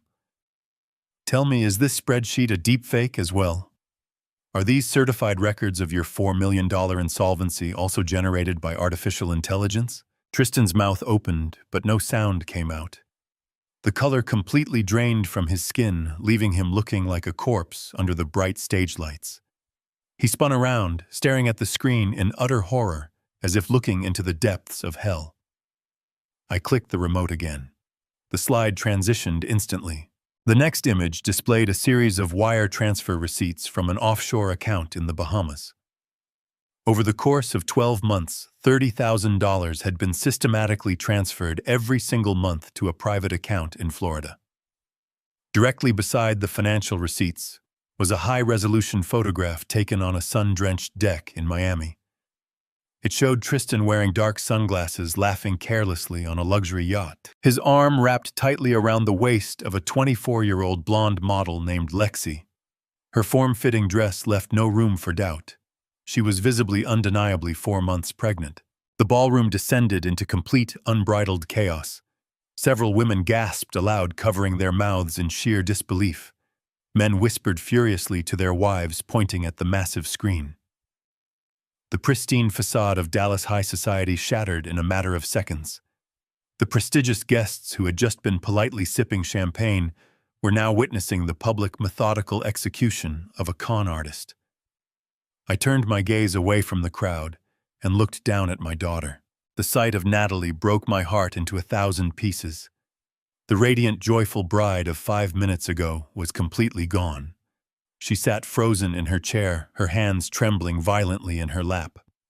Her eyes were wide, fixed on the photograph of Tristan and his pregnant mistress on the yacht. She looked at the dates on the wire transfers, realizing that while Tristan was whispering promises of eternal devotion to her in Dallas, he was actively financing a second family in Florida with money he intended to steal from her. The profound, agonizing shock in her eyes slowly morphed into a cold, devastating clarity. The veil of naive, unconditional love that had blinded her for a year was violently ripped away, exposing the ugly, predatory reality underneath. Tristan Natalie's voice cracked, breaking through the chaotic murmurs of the room. It was not a cry of anger. It was a sound of profound, soul-crushing betrayal. Is that real? Natalie, please? Tristan turned toward her, his hands outstretched in absolute desperation. Sweat was pouring down his forehead, ruining his tailored tuxedo collar. She is nobody, I swear to you. It is not what it looks like. I was being set up. I love you. You love my trust fund, Natalie retorted, her voice suddenly dropping into a register of quiet, lethal fury I had never heard from her before. She stood up slowly from the head table, her emerald gown catching the light. She looked at the man she had planned to spend her life with, her expression transforming from heartbroken bride to an immovable wall of disgust. You never loved me. You looked at me and saw a payday. I stepped between them, placing myself firmly in front of my daughter, like a protective shield. I looked directly at Tristan, my thumb resting over the remote for the final fatal slide. We are not quite finished, Tristan, I said, my voice ringing out with absolute authority. Because being a bankrupt fraud and a serial liar was apparently not enough for you. You decided to take it a step further 2 days ago. I clicked the remote one last time. The screen displayed a high-resolution scan of a federal banking document. It was the Joint Asset Authorization Form submitted to the Caldwell Wealth Management Branch. At the bottom of the page, directly beside Tristan's signature, was Natalie's name. Except the handwriting was jagged, forced, and completely unnatural. Directly beside the document was a crystal-clear, high-definition security camera frame, capturing Tristan standing at the bank teller window, hand-delivering the falsified paper to extract a $2 million advance. "This is your fiancée, Natalie," I announced loudly, ensuring every single guest in the ballroom heard every syllable. A man so suffocated by his debts to loan sharks that he entered a federal financial institution 48 hours ago and forged your physical signature to steal $2 million directly from your trust. The revelation hit the room like a physical explosion. Bradley, the best man, abruptly pushed his chair back and bolted toward the side exit, completely abandoning his friend to face the carnage alone. The remaining guests stared at Tristan with unmasked hatred. He was no longer just a sleazy gold digger. He was a desperate, dangerous criminal exposed in front of the most powerful legal and political minds in the state of Texas. Tristan looked around the room, realizing that every exit was blocked, every lie was exhausted, and his brilliant, manipulative scheme had completely collapsed into ashes. The cornered rat was finally out of room to run. For 5 agonizing seconds, Tristan Pierce stood completely frozen under the harsh glare of the massive projection screen. His chest heaved with rapid, shallow breaths. He looked at the influential Dallas executives, the prominent politicians, and the wealthy socialites who had been admiring him moments ago. He saw nothing but absolute, unmasked revulsion staring back at him. He looked at Natalie, who was sitting frozen in her chair, staring at him with a cold, devastating clarity that stripped away every ounce of the power he once held over her. His carefully constructed world had been systematically annihilated.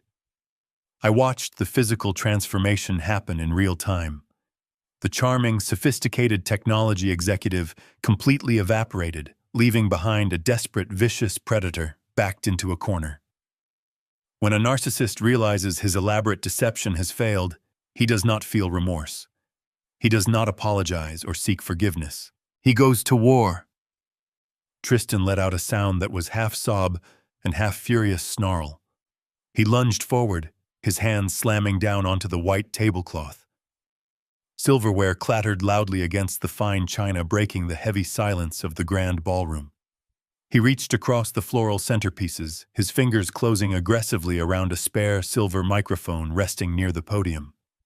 He snatched it up, his knuckles turning completely white. The screech of audio feedback pierced the air, causing several guests in the front row to wince and cover their ears. Tristan gripped the microphone tightly, his chest rising and falling as he glared directly at me. His handsome face was now contorted into an ugly mask of pure malice. "You think you are so incredibly smart, Richard?" He spat, his voice echoing violently through the high-definition speakers. "You think you can just stand up here and humiliate me in front of all these people? You think you have won because you put a few bank statements on a projection screen? You have absolutely no idea who you are dealing with." I did not move a single muscle. I kept my posture perfectly rigid, my face an impenetrable fortress of calm. I let him dig his grave deeper. He turned his venomous gaze away from me and looked down at my daughter. Natalie flinched instinctively, pulling her arms around herself, as if shielding her body from a physical blow. "You want to talk about transparency?" Tristan shouted, pacing back and forth behind the head table like a caged animal. "You want to talk about exposing the real truth to the good people of Dallas? Let us talk about the flawless Dr. Natalie Caldwell. Let us talk about the perfect pediatrician who spends her days saving children." A wave of fresh, terrifying tension washed over the crowded ballroom. The guests who had been whispering in shocked disbelief just moments ago were now completely silent. They were held hostage by the sudden aggressive escalation of a man pushed to the absolute brink. Tristan pointed a shaking finger directly at my daughter. "I have lived with you for a year, Natalie," he snarled, his voice dripping with venom.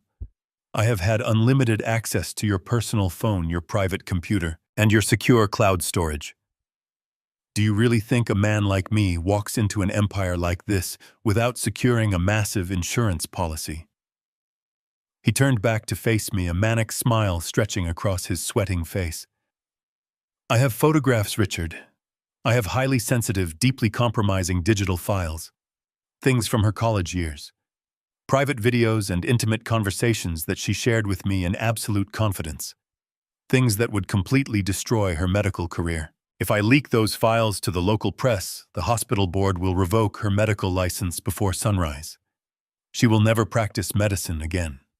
She will be a public disgrace, a walking scandal that taints the Caldwell legacy forever." Gasps of genuine horror erupted from the audience. Several prominent doctors seated near the center aisle stood up, their faces flushed with anger, ready to intervene.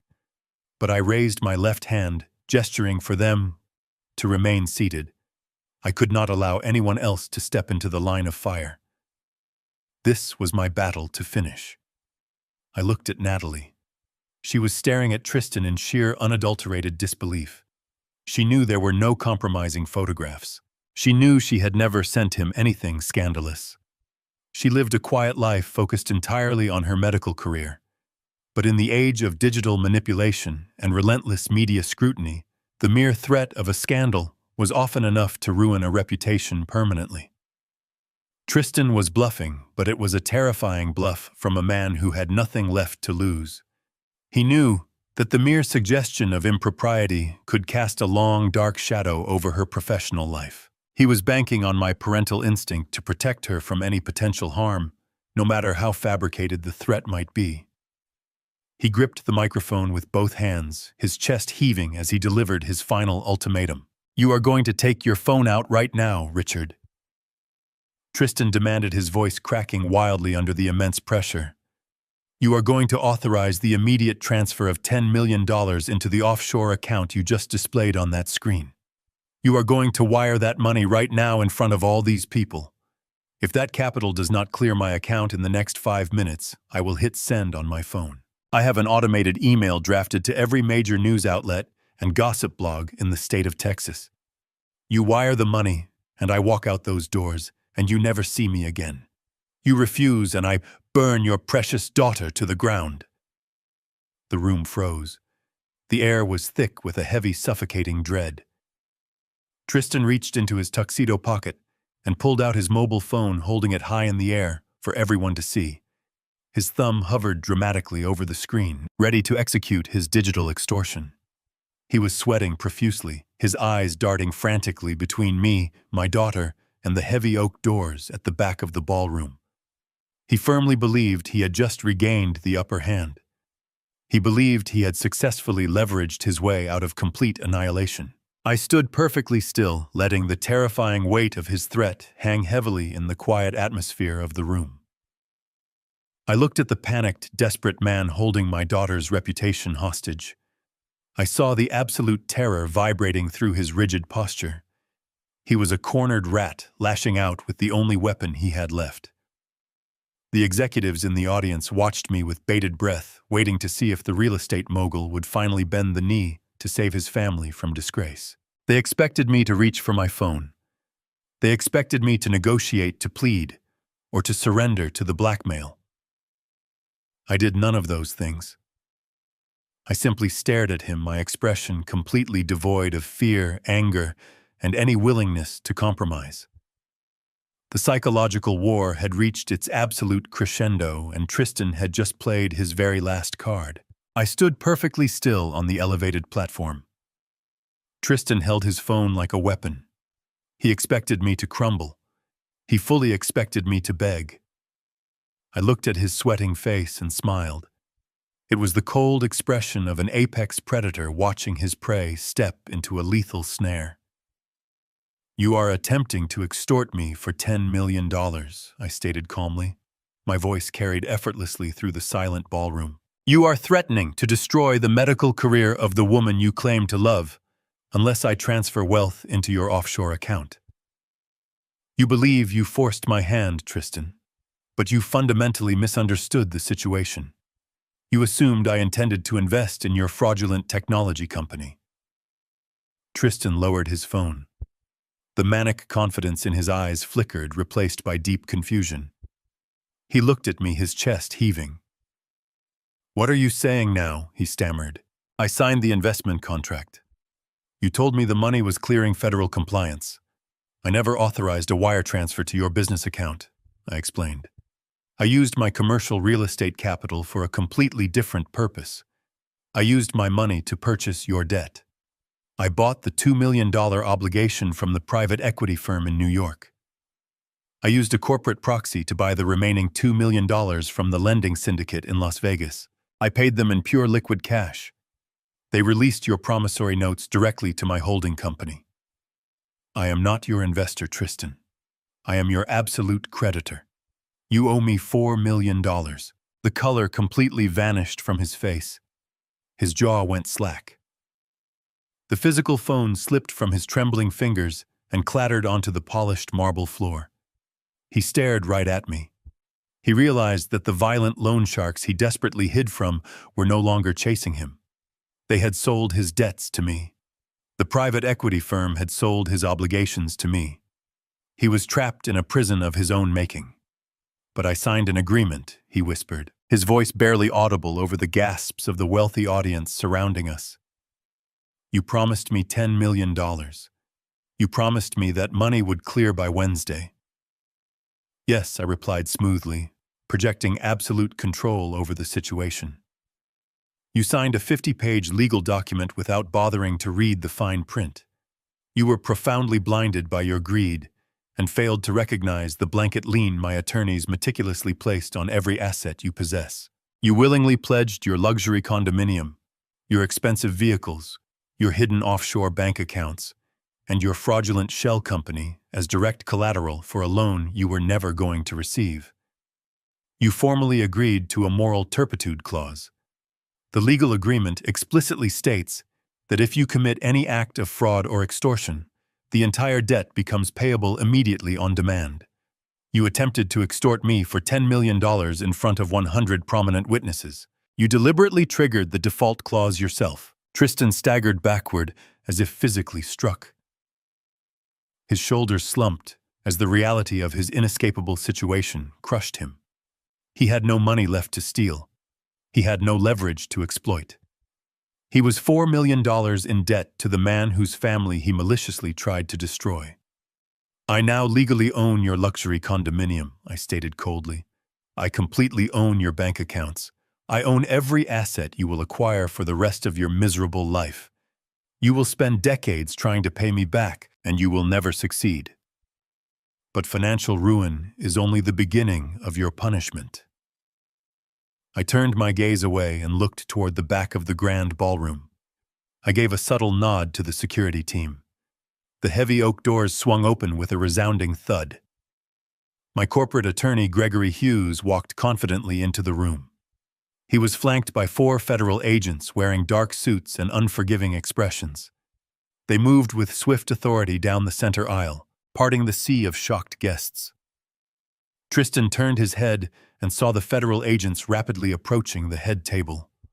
Complete terror consumed his features. He looked around frantically, desperately searching for an exit that did not exist. The ballroom was completely sealed. He was surrounded by the people he tried to deceive and the law enforcement officials he could never manipulate. His breathing became erratic as his complete failure became a permanent reality. "Richard, please," Tristan begged, his voice cracking wildly as the agents stepped onto the elevated platform. "I was just joking. I was angry. I did not mean any of it. Natalie, tell them I was upset." He reached toward my daughter, pleading for her to save him. Natalie did not move.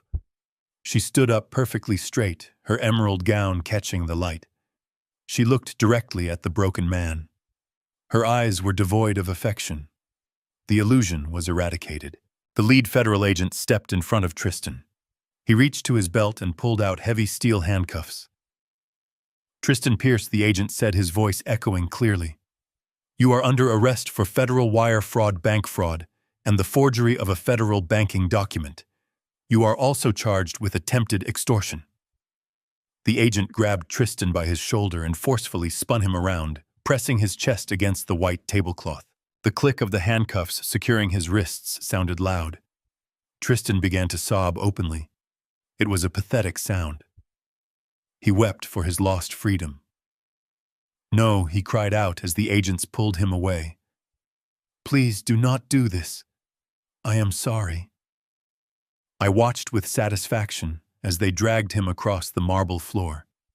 He struggled weakly against their grip. The wealthy guests watched him in absolute disgust. He was paraded through the center aisle, stripped of his dignity and freedom. As Tristan was pulled toward the exit, he looked back at Natalie one final time. He opened his mouth to beg, but she cut him off. She pulled the expensive engagement ring off her finger. She held it over his half-empty champagne flute and dropped it. The diamond hit the glass.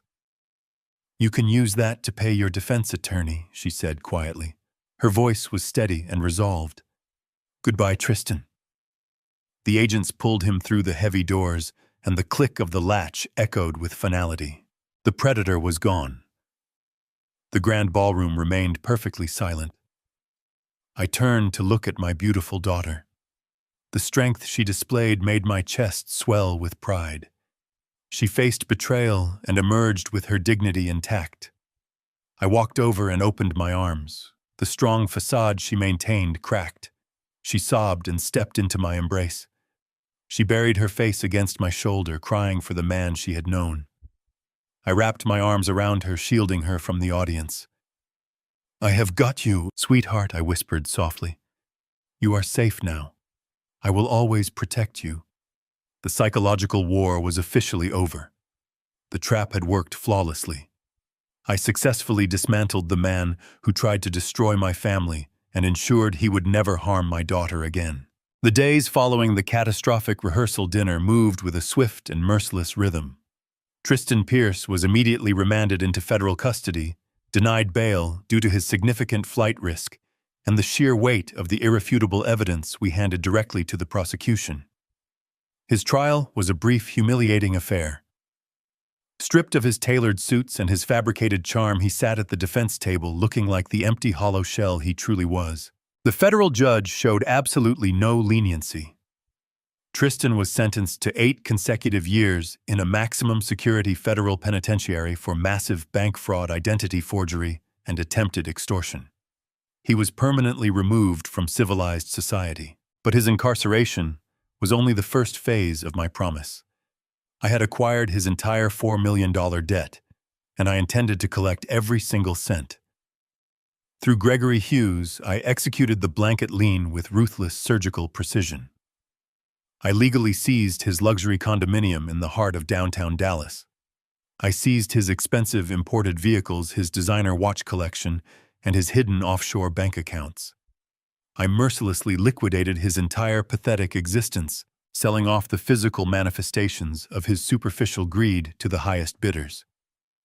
When the final asset was sold and the accounts were completely drained, I took the entirety of the recovered funds and donated them to a prominent domestic abuse shelter in Miami. I made the substantial donation entirely in Natalie's name. It was a fitting poetic conclusion. The money he had stolen and manipulated to fund his secret life was ultimately used to protect and empower vulnerable women. For Natalie, the immediate aftermath of the betrayal was a period of profound, quiet mourning. She did not mourn the man who was sent to federal prison. She mourned the beautiful, innocent illusion she had loved so deeply. She took a month away from her grueling schedule at the hospital, retreating to the safety of our family estate to process the traumatic ordeal. We spent countless hours walking through the sprawling gardens together, talking openly about her late mother, about trusts, and about the harsh realities of the world outside our walls. I watched my beautiful daughter navigate the darkest chapter of her life with a quiet, fierce grace that filled me with overwhelming pride. She realized that she did not need a charismatic, manipulative partner to validate her immense worth. She was already complete.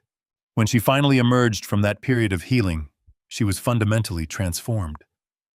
The gentle, compassionate pediatrician remained, but she was now fortified by a profound, unshakable wisdom. She decided that she no longer wanted to work under the bureaucratic constraints of a massive city hospital.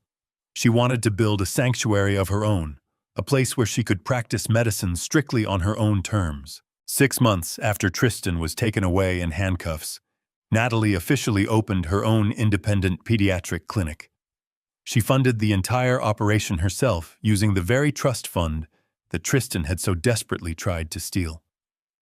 I attended the grand opening ceremony standing quietly in the back of the bright, welcoming reception area. I watched as she confidently directed her new medical staff and greeted the families who had followed her to the new practice. Her eyes were vibrant and completely free of the heavy shadows that had haunted her months ago.